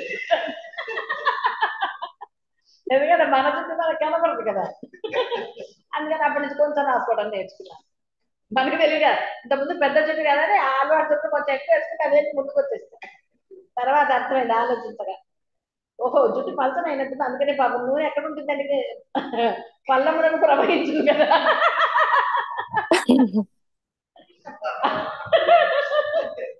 అలా జరుగుతుంది. కాబట్టి దేహమంతా శిథిలమగుతున్నప్పటికీ తృష్ణ మాత్రం క్షయింపక వర్తిస్తూనే ఉన్నది. ఏం లాభం అండి, అన్ని పోయాయి చూడండి. అది తినాలని అంటారు, ఇది తినాలని అంటారు, నోరు ముసు కూర్చోలేవా అని అంటారు. వీళ్ళు ఏం చేస్తారు, అప్పుడు తినాలని ఉంటుంది వాళ్ళకి. మరి తినాలన్నప్పుడు ఇచ్చేసేస్తే గొడవ లేకుండా ఉంటుందిగా, ఇయ్యరు, ఏదో అయిపోతుంది అంటారు. తినకపోయినా అవుతుంది కదా, తిన్నంత మాత్రం నేను లేచి పరిగెడతాడా, ఏదో అడిగారు కదా ఇచ్చేస్తే పని అయిపోతుంది కదా, తృప్తిగా ఉంటారు కదా. అది దేహం అంతా శిథిలమవుతున్నప్పటికీ తృష్ణ మాత్రం క్షయింపక వర్తిస్తూనే ఉంటుంది. అంత తెల్ల చుట్టూ వచ్చేసి అన్ని వచ్చేసి అయినా సరే షోకులు. కళ్ళజోడు వచ్చింది, ఏ కళ్ళజోడు సూట్ అవుతుందో తెలీదు. ఎన్ని కష్టాలండి కదా. ఇవన్నీ వచ్చేస్తుంటే ఇంకా షోకులు చేసుకోవాలని ఆత్రము, ఆరాటము. ఇప్పుడు వాళ్ళు జడ బాగుంటుందా, లూజు లూజుగా వేసుకుని వాళ్ళు జడ వేసుకుంటే. కాబట్టి దేహం అంతా శిథిలమవుతున్నప్పటికీ తృష్ణ మాత్రం క్షయింపక వర్తిస్తూనే ఉంది. ఆ తృష్ణ భావి కాలపు అనేక దేహ పరంపర మహారణ్యానికి త్రోవ నిలిచిన్నది సుమా. చూసారా, ఆ తృష్ణ, ఆ కోరికలు, దేహ భావనలు, మళ్ళీ దేహ పరంపర. ఎన్ని సంపాదించినా ఏది పొందినా ఈ తృష్ణాగ్ని చల్లారటమే లేదు. బాల్యం యవ్వనం వల్లే, యవ్వనము బాల్యం వల్లే గడిచిపోతూనే ఉన్నాయి. ఈ రెండు క్షణభంగురమే అవటం చేత ఒకదాని వంటిదే రెండవది అవుతుంది. దోసిలిలోని నీరులాగా జీవితం శీఘ్రంగా నశించిపోతోంది. గడిచిపోయిన జీవితం నదీ ప్రవాహంలాగా మరల వెనుకకు మరలే ప్రసక్తే లేదు. ఏ ఏ దేహాలు ఇప్పుడు అనేక కార్య సంరంభంలో నిమగ్నమై కనిపిస్తున్నాయో అవన్నీ కూడా మరికొంతకాలం తర్వాత అలా ఉంటాయా? ఉండవు, అసలే ఉండవు. రమ్యము, స్థిరము, సత్యముగా భాషించే అనేక పదార్థాలు అతి త్వరలో అరమ్యముగా, అస్థిరంగా, అసత్యముగా అయిపోతాయి. నిన్న ఉన్నది ఈ రోజుకు కనబడటం లేదు, ఈ రోజున ఉన్నది రేపు ఉండకయే పోవచ్చు. ఇదే జగత్తులో కొందరు మహాశయులు, మహనీయులు ఉన్నారు. వారు జీవితం అనే అవకాశాన్ని, వాసనలను పెంపొందించుకోవడానికి కాకుండా తన ఇతపూర్వపు దుర్వాసన రహితం చేసుకోవడానికి శక్తియుక్తులన్నీ ఉపయోగించి ప్రయత్నిస్తూ తద్వారా వాసనారాహిత్యం వైపుగా పయనిస్తారు. వారి చిత్తము క్రమంగా ఆత్మ విశ్రాంతి అనే సుఖస్థానాన్ని సమీపించుతుండటే వారి ఆయుష్, అవకాశములు సద్వినియోగం అవుతున్నాయి. ఈ చిత్తమునకు వాసనారాహిత్యంచే లభించగలిగే సుఖం స్వర్గ భూపాతాళలో మరెక్కడా కూడా లభించజాలదు. ఏ భోగస్థానములలోనూ మనస్సుకు ప్రశాంతత కలుగదుగాక కలుగదు. ఒక్క ఆత్మ విశ్రాంతియే దానికి శరణ్యం. ఓ మాననీయ వశిష్ఠ మహర్షి, ఇట్లా నేను వైరాగ్యం సముపార్జించిన సిద్ధుడు చెప్పాడనమాట. సమస్త మనోహర పదార్థములను వాడి వృత్తులతో సహా జయించాను నేను అన్నాడు ఆయన. కాబట్టి అర్థమైంది కదా జీవితం. వార్ధక్యం అర్థమైందా? అందరూ వార్ధక్యంలోనే ఉన్నారు. కళ్ళజోడు వచ్చిందంటే వార్ధక్యం కాక చత్వారంలో వస్తుంది, తర్వాత పెరుగుతుంది కదా, ఇక తీసే పర్లేదు. చత్వారంలో అప్పుడప్పుడు ఇలా పెట్టుకుని తీయచ్చు స్టైల్ గా కదా, ఇలా పెట్టి ఇలా తీయచ్చు. ఇక తర్వాత తీసే పర్లేదు, తీస్తే ఇంకేముంది, ఇంకేం కనపడదు. ఎవరు నారక్క మసక మసకగా ఉంటుంది, ఇంకేముంటది కదా. ఇక అప్పుడే పొద్దు ఊగులు ఉండాల్సిందే, నిద్రలో కూడా పక్కన పెట్టుకోవాలి కదా, లేకపోతే ఏం కనపడితే ఎడిపోతామో తెలియదు. పరుగు తీసుకుంటే ఇంకా వెళ్ళిపోతాం పక్కింది, ఏమన్నా జరగచ్చు కదా. తలుపులు తీసుకుంటే పక్కింట్లోకి వెళ్ళిపోరు. కాబట్టి వార్ధక్యం ఎంత బాగున్నాయి కదా చెప్పుకుంటే, ఆనందంగా ఉన్నాయి కానీ అనుభవిస్తే తెలు జైల్లో పడతారు. కాబట్టి జీవితం అర్థమైంది కదా. చక్కగా చూడు తీయకండి ఇక.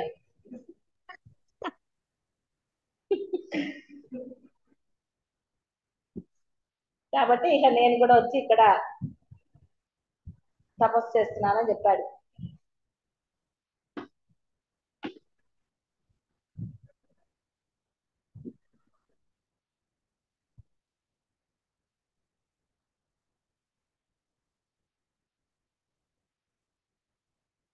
కాబట్టి ఆయన అన్నారు చూడండి, అంత సిద్ధ పురుషుడు కూడా నేను ఇక్కడ ఒక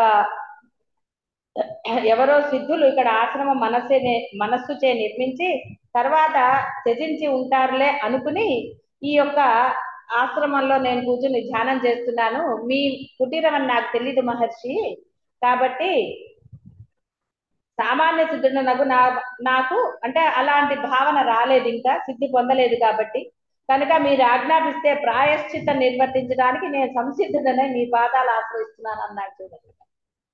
మనకి క్షమాపణ అడగాలంటేనే ఆలోచించి అలా ఆయన అంత సిద్ధుడు తపస్సు చేస్తూ కూడా, స్వామి మీ ఆజ్ఞ లేకుండా మీ కుటీరంలో ప్రవేశించాను, నేను అలా భావించాను, అనుకున్నాను అన్నాడు చూసారా. అనుకోవటం కూడా దోషమని ఎంత బాగా ఒప్పుకున్నాడు. మనం అనుకోవటం నీ దోషం అంటామా? సమర్థింపుగా చెప్పుకుంటున్నారు. మీరందరూ కూడా ఏం చేస్తున్నారు, అలా అనుకున్నానండి అని అంటలేదు. ఎవరి గురించి అయినా అలాగే అనుకుంటారు, గురువుని అనుకుంటారు కదా. మీరు అనుకున్నానని మీరు అంటున్నారు, ఆయన చెప్తున్నాడు అనుకోవటం దోషంగా ఎలా భావించచ్చుదండి అంటే అనుకోవటము అనే దోషం కూడా ఉండరాదు అని చెప్పి అంత బాగా చెప్పాడు. కాబట్టి బుద్ధిని ఏకాగ్రపరిచి పరిశీలించకపోతే ఏదీ తెలియదు. బుద్ధిని ఏకాగ్రపరిస్తేనే ఏ విషయమైనా అవగాహనకు వస్తుంది. కాబట్టి స్వామి నేను సంసిద్ధుడనై మీ పాదాలు ఆశ్రయిస్తున్నాను అని అతను అడిగాట. సరే, ఇప్పుడు అతను వశిష్ఠుల వారికి ఏం అది ఇది కాదు కాబట్టి ఏం పర్వాలేదయ్యా అని చెప్పాడు ఆయన. ఇందులో మీ దోషం ఏమీ లేదు, ఖాళీగా ఉంది కాబట్టి చేశారు, అయినా మీరు దీనికోసమే వాడుతున్నారు కాబట్టి అదేం లేదని చెప్పేశాడు ఆయన.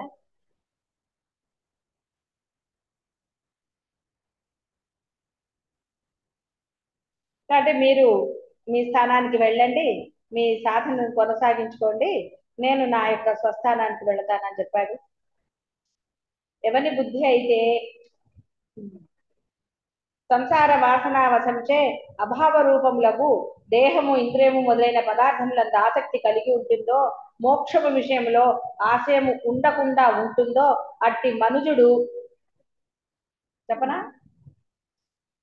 చెప్పాలా వద్దా? శునకము అని గౌరవంగా అన్నాడు. శునకము అన్నాడు అంటే మరి బాగుండదు కదా అని. నిన్నే కదా చెప్పుకున్నాం శునకం గురించి, కూడా చదివారు కదా మీరు, తోపుకుంటూ వస్తుందండి. శునకము కీటకము తోటి సమానుడే అవుతాడు, అంతకు మించి నేనేం చెప్పగలను. ఓ జనులారా, జీవన్ముక్త బుద్ధితో అనుభవించే శబ్ద స్పర్శాది భోగ కలాపములు ఎలా ఉంటాయో, మూర్ఖ అజ్ఞాన బుద్ధిచే సేవించబడే శబ్దాది భోగాలు ఎట్లా ఉంటాయో, ఈ రెండిటికి ఉన్న భేదం ఏమిటో యోచించండి. మొదటిదేమో చిద్రూపంచే ఆనందప్రదమవుతుంది, ఇక రెండవదే జడ రూపముచే దుఃఖప్రదమే. అనుభవమే కదండి, దుఃఖం లేకుండా ఏమైనా ఆనందాలు ఉన్నాయా? 50 - జీవితం అంతా ఎలా ఉంది? 50+ జీవితం అన్న గొప్పగా ఉందా కదా? అది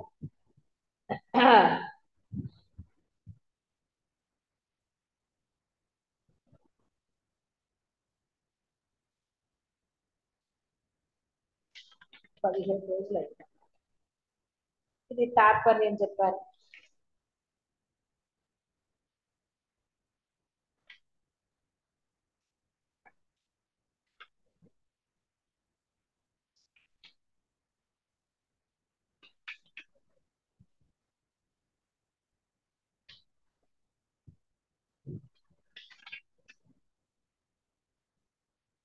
ఓ రామచంద్ర,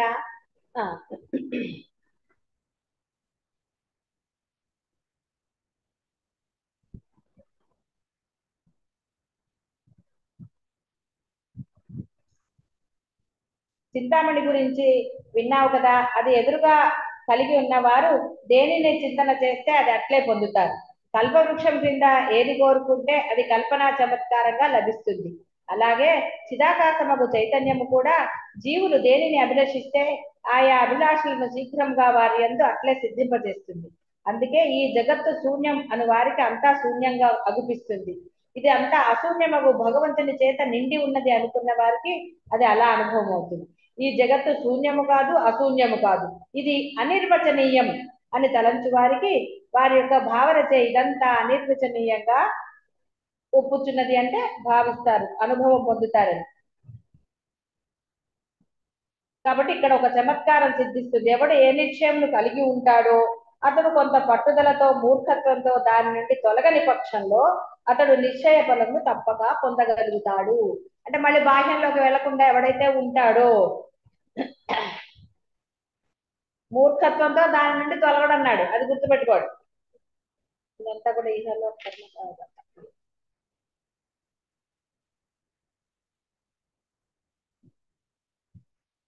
ఆత్మజ్ఞానం పొందినంత వరకు ఆయా సిద్ధాంతాలన్నీ సత్యములుగా అనుభవం అవుతాయి. ఆత్మజ్ఞానం పొందిన తర్వాత ఇహ ఆ జీవుడు ఆత్మయే సత్యము అను అన్ని సిద్ధాంతముల ఆవల తీరం చేరి కేవల స్వ అనుభవి అవుతాడు. అనేక మతముల సిద్ధాంతముల సారమేమిటో పరిమితి ఏమిటో అతడు కరతాళ మలకంగా గ్రహిస్తాడు. అందుచేత రామచంద్ర బుద్ధిమంతుడైన వాడు వాదోపవాదములలోకి ఖండన రక్షణ వ్యవహారములలోకి దిగడు. అతడు అనేక మతముల కారణమును పండితులతో సరే విచారించి అవన్నీ అక్కర్లేదు. ఎందుకంటే జ్ఞానికి ఎవరితో సంభాషించవలసిన ఆవశ్యకత కూడా ఉండదు. సాధకులకి దృఢాత్మ నిశ్చయం ఎలా కలుగుతుంది?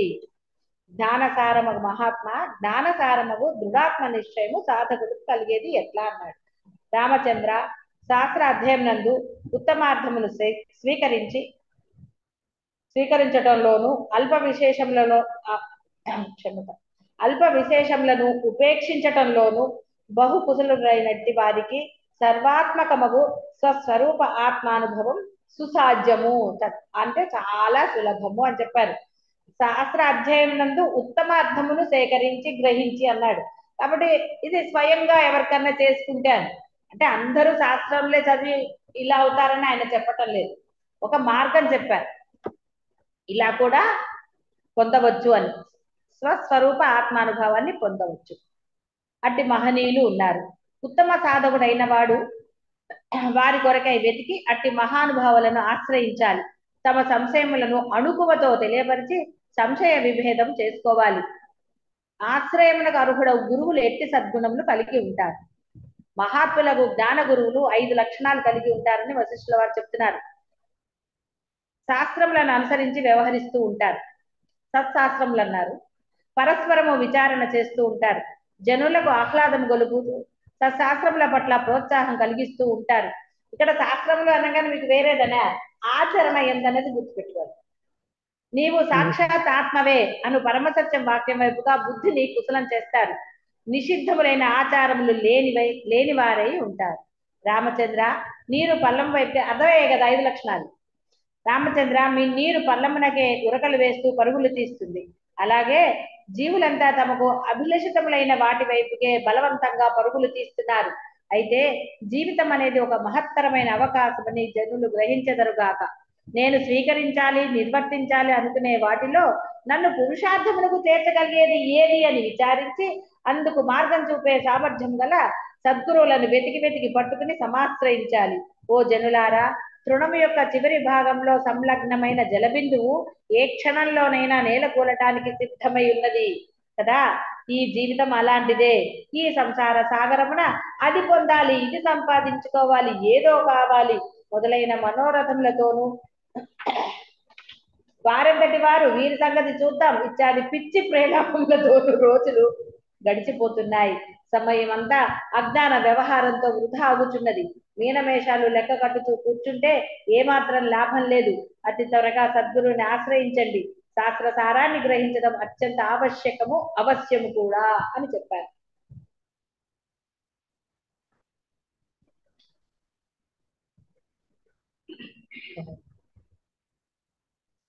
అనేక ప్రాపంచిక వ్యవహారములు అనివార్యమగుతుండగా సామాన్యులమగు మేము వారి కొరకై ఎక్కడ వెతకాలి? ఇది దుర్లభం కాదా అని రాముల వారు మళ్ళీ అడిగాడు ఆయన. అప్పుడు నీవు చెప్పినట్లు ఆత్మజ్ఞానాన్ని చక్కగా తెలుసుకొని పరమసత్యాన్ని ఆత్యంతికంగా నిర్దిష్టంగా ప్రకటించగలుగుతున్న జీవన్ముక్తులు ఈ లోకంలో లభించడం కొంచెం కష్టతరమైన విషయమే. అయినా కూడా అట్టి మహనీయులు మనుష్య దేవతాది జాతులలో కనపడుతూనే ఉన్నారు. స్వయం ప్రకాశుడు సూర్యునికి చీకటి రాత్రి ఉండనట్లుగా ఆ మహనీయులకు రోజులన్నీ జ్ఞాన ప్రకాశనందే గడిచిపోతాయి. దుర్లభులే అయినప్పటికీ అట్టివారు ఆ పరమాత్మ యొక్క కరుణ చే సృష్టి అందు ఉన్నారు. సాధకులకు మార్గదర్శకులై లభిస్తారు కనుక అట్టి వారి దర్శనం కొరకై ప్రయత్నపూర్వకంగా వెతకాలి సుమా. ఇక తదితర జీవితుల సంగతి చూస్తున్నావు కదా. మూఢులకు తక్కిన వారంతా మోహరూపము ఈ సంసార సాగరమునందు అటు ఇటు సంచరిస్తున్నారు. భోగ తృష్ణలచే క్రింది లోకములలోకి పై లోకములోకి దొర్లించబడుతూ అనంతకాలం ఈ సంసారం అందే తెలియాడుచున్నారు. ఆత్మజ్ఞాన సిద్ధిచే జీవన్ముక్తత్వం సంపాదించుకొనని ఆయా జాతుల స్థితిగతులు ఎట్లా ఉన్నాయో చెప్తా వినే అన్నాడు. సరే, ఎలా ఉన్నాయి మీ అందరికీ తెలిసిందే కదా, మళ్ళీ ఏం చెప్పుకుంటాను చెప్పండి. దేవతలు స్వర్గభోగంలో నిమగ్నులై ఆత్మసిద్ధి గురించి ఏమర్చిన వారే అట్టి భోగములని అగ్నిచే లెస్సగా దహించబడుచు ఆత్మజ్ఞానానికి ఇంకా ఇంకా సుదూరులే అవుతున్నారు, కానీ స్వస్వరూప దర్శన సాంక్షను కలిగి ఉండటమే లేదు. కాబట్టి దేవతలు అంటే అర్థమైంది కదా. కాబట్టి ఇక దానవులు దేవతలు మా శత్రులు అనుకుంటూ ఒకరికొకరు ఇలా చేస్తున్నారు. అంటే అప్పుడున్న వాళ్ళు దేవతలు గంధర్వులు వీళ్ళు కదా, ఆయన ముందు వాళ్ళ గురించి చెప్పారు. అంటే మనం దేవతలు అంటే చాలా గొప్ప వాళ్ళు అనుకున్నారు కదా, బోడు మంది దేవతలు ఉన్నారు. కేవలం శివుడు విష్ణువు వీళ్ళేనా? తర్వాత దేవతలు బోడు మంది లేరు, ఎంతమందికో మొక్కుతూ ఉంటారు కదా, రకరకాలుగా మొక్కులు. కాబట్టి ఆ దేవతలందరూ కూడా వాళ్ళకే బ్రహ్మజ్ఞానం లేదు, కాబట్టి వాళ్ళని సేవించడంలో ఏమిటి ఉపయోగం?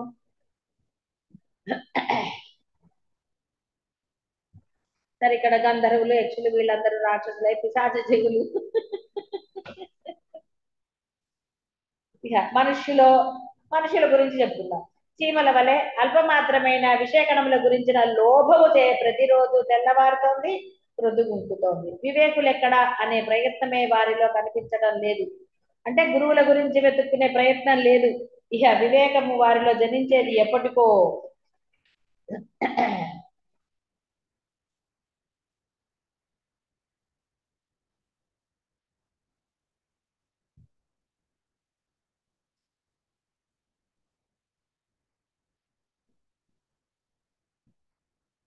జనుల జీవితాలు వివేకరహితంగా నిరర్ధకంగా గడిచిపోతున్నాయి. అగాధంలో మునుగువానికి వాచక శబ్దములు వినిపించజాలవు కదా, మునుగుతున్న వాడికి పైన మాటలు ఏమైనా పడతాయి. అది అలాగే సంసారమున మునుగు ఉత్సాహమును వృద్ధి చేసుకుంటున్న జనుల పట్ల వివేకుల వాక్యాలు వ్యర్థమైపోతున్నాయి, బోధ వ్యర్థమవుతోంది. ఆ జనుల హృదయమును ఆత్మజ్ఞాన వాక్యాలు స్పృశించడమే లేదు. చేటలతో తూర్పార పట్టుచుండగా కొల్లంతా గాలికి కొట్టుకుపోతుంది చూసావా? ఈ దేహాదుల పట్ల అభిమానం అనే వాయుచే జల్లింపబడిన వారే ఈ జనులు ఏటో కొట్టుకుపోతున్నారు. అంత ప్రమాణంగా తెలుసు కదా, చేటతో చేసేది. అలా కొట్టుకుపోతున్నారు. ఈ జీవులలో కొందరు అనేక తపస్సులు చేసి ఎంతో కష్టించి మంత్రాదులను ఉపాసించి కూడా చివరకు అట్టి శక్తియుక్తులను ఆత్మజ్ఞాన వివేకం వైపుకు మరల్చలేకున్నారు. అందుకే చెప్పింది, అనవసరంగా మంత్ర తాంత్రికాలు ఏమిటిది అలాంటివన్నిటికి వెళ్ళకండి. సిద్ధుల గురించి ఏమిటి, నాకు అన్ని తెలిసిపోతున్నాయండి. తెలిసిపోయినా కూడా మాట్లాడకుండా కూర్చోండి, తెలియనట్టే ఉండండి. తెలిసిపోతున్నాయని అహంకరించి, ఆహా నాకు ఇది తెలిసిందండి, మీరు రేపు పొద్దున పోతారు జాగ్రత్త అని. లేదు రేపు పొద్దున అని అనవసరంగా ఏదేదో చెప్పారనుకోండి, పోయిన వాళ్ళ దగ్గరకు వచ్చి నేనే చెప్పానండి ఆవిడకి పొద్దున్నే పోతారని చెప్పని, చూసారా జరిగింది అనకండి. అందుకని సిద్ధులు వస్తే ఎట్లా పడితే అట్లా మాట్లాడుకోండి. సిద్ధులను గుర్తించకుండా ఉంటారు. ఏదో మనకి తెలిసిపోతోంది కదా అని చెప్పి ఆవేశంతో తెలియని వాళ్ళ దగ్గరికి వెళ్తే ఏమవుతుంది, చిత్తం కొడతారు.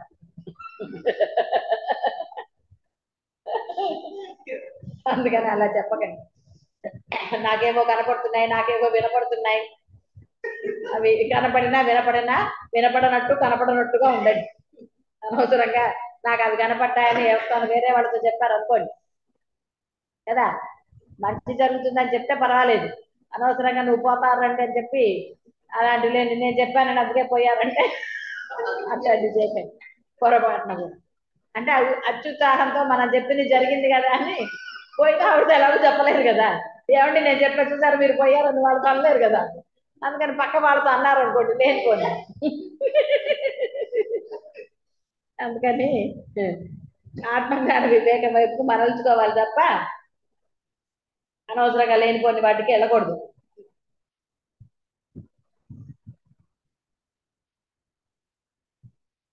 మహనీయులు ఆత్మజ్ఞానులు ఎక్కడ ఉంటారు? ఒకతోటి ఇక్కడ ఉంటారు అక్కడ ఉండరు అని చెప్పడం నిర్వచించలేము. ఉన్నారు అని మటుకు చెప్పుకోగలుగుతాం అని అన్నారు ఆయన. సరే కొన్ని వాళ్ళ పేర్లు ఇచ్చారు.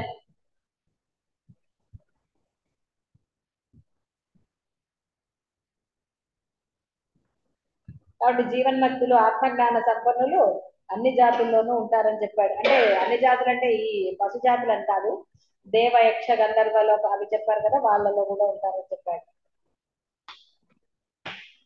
కాబట్టి సిద్ధ సాధ్యులు మానవుల్లో కూడా ముక్త స్వభావంలో వారు అక్కడక్కడ తప్పక ఉన్నారు.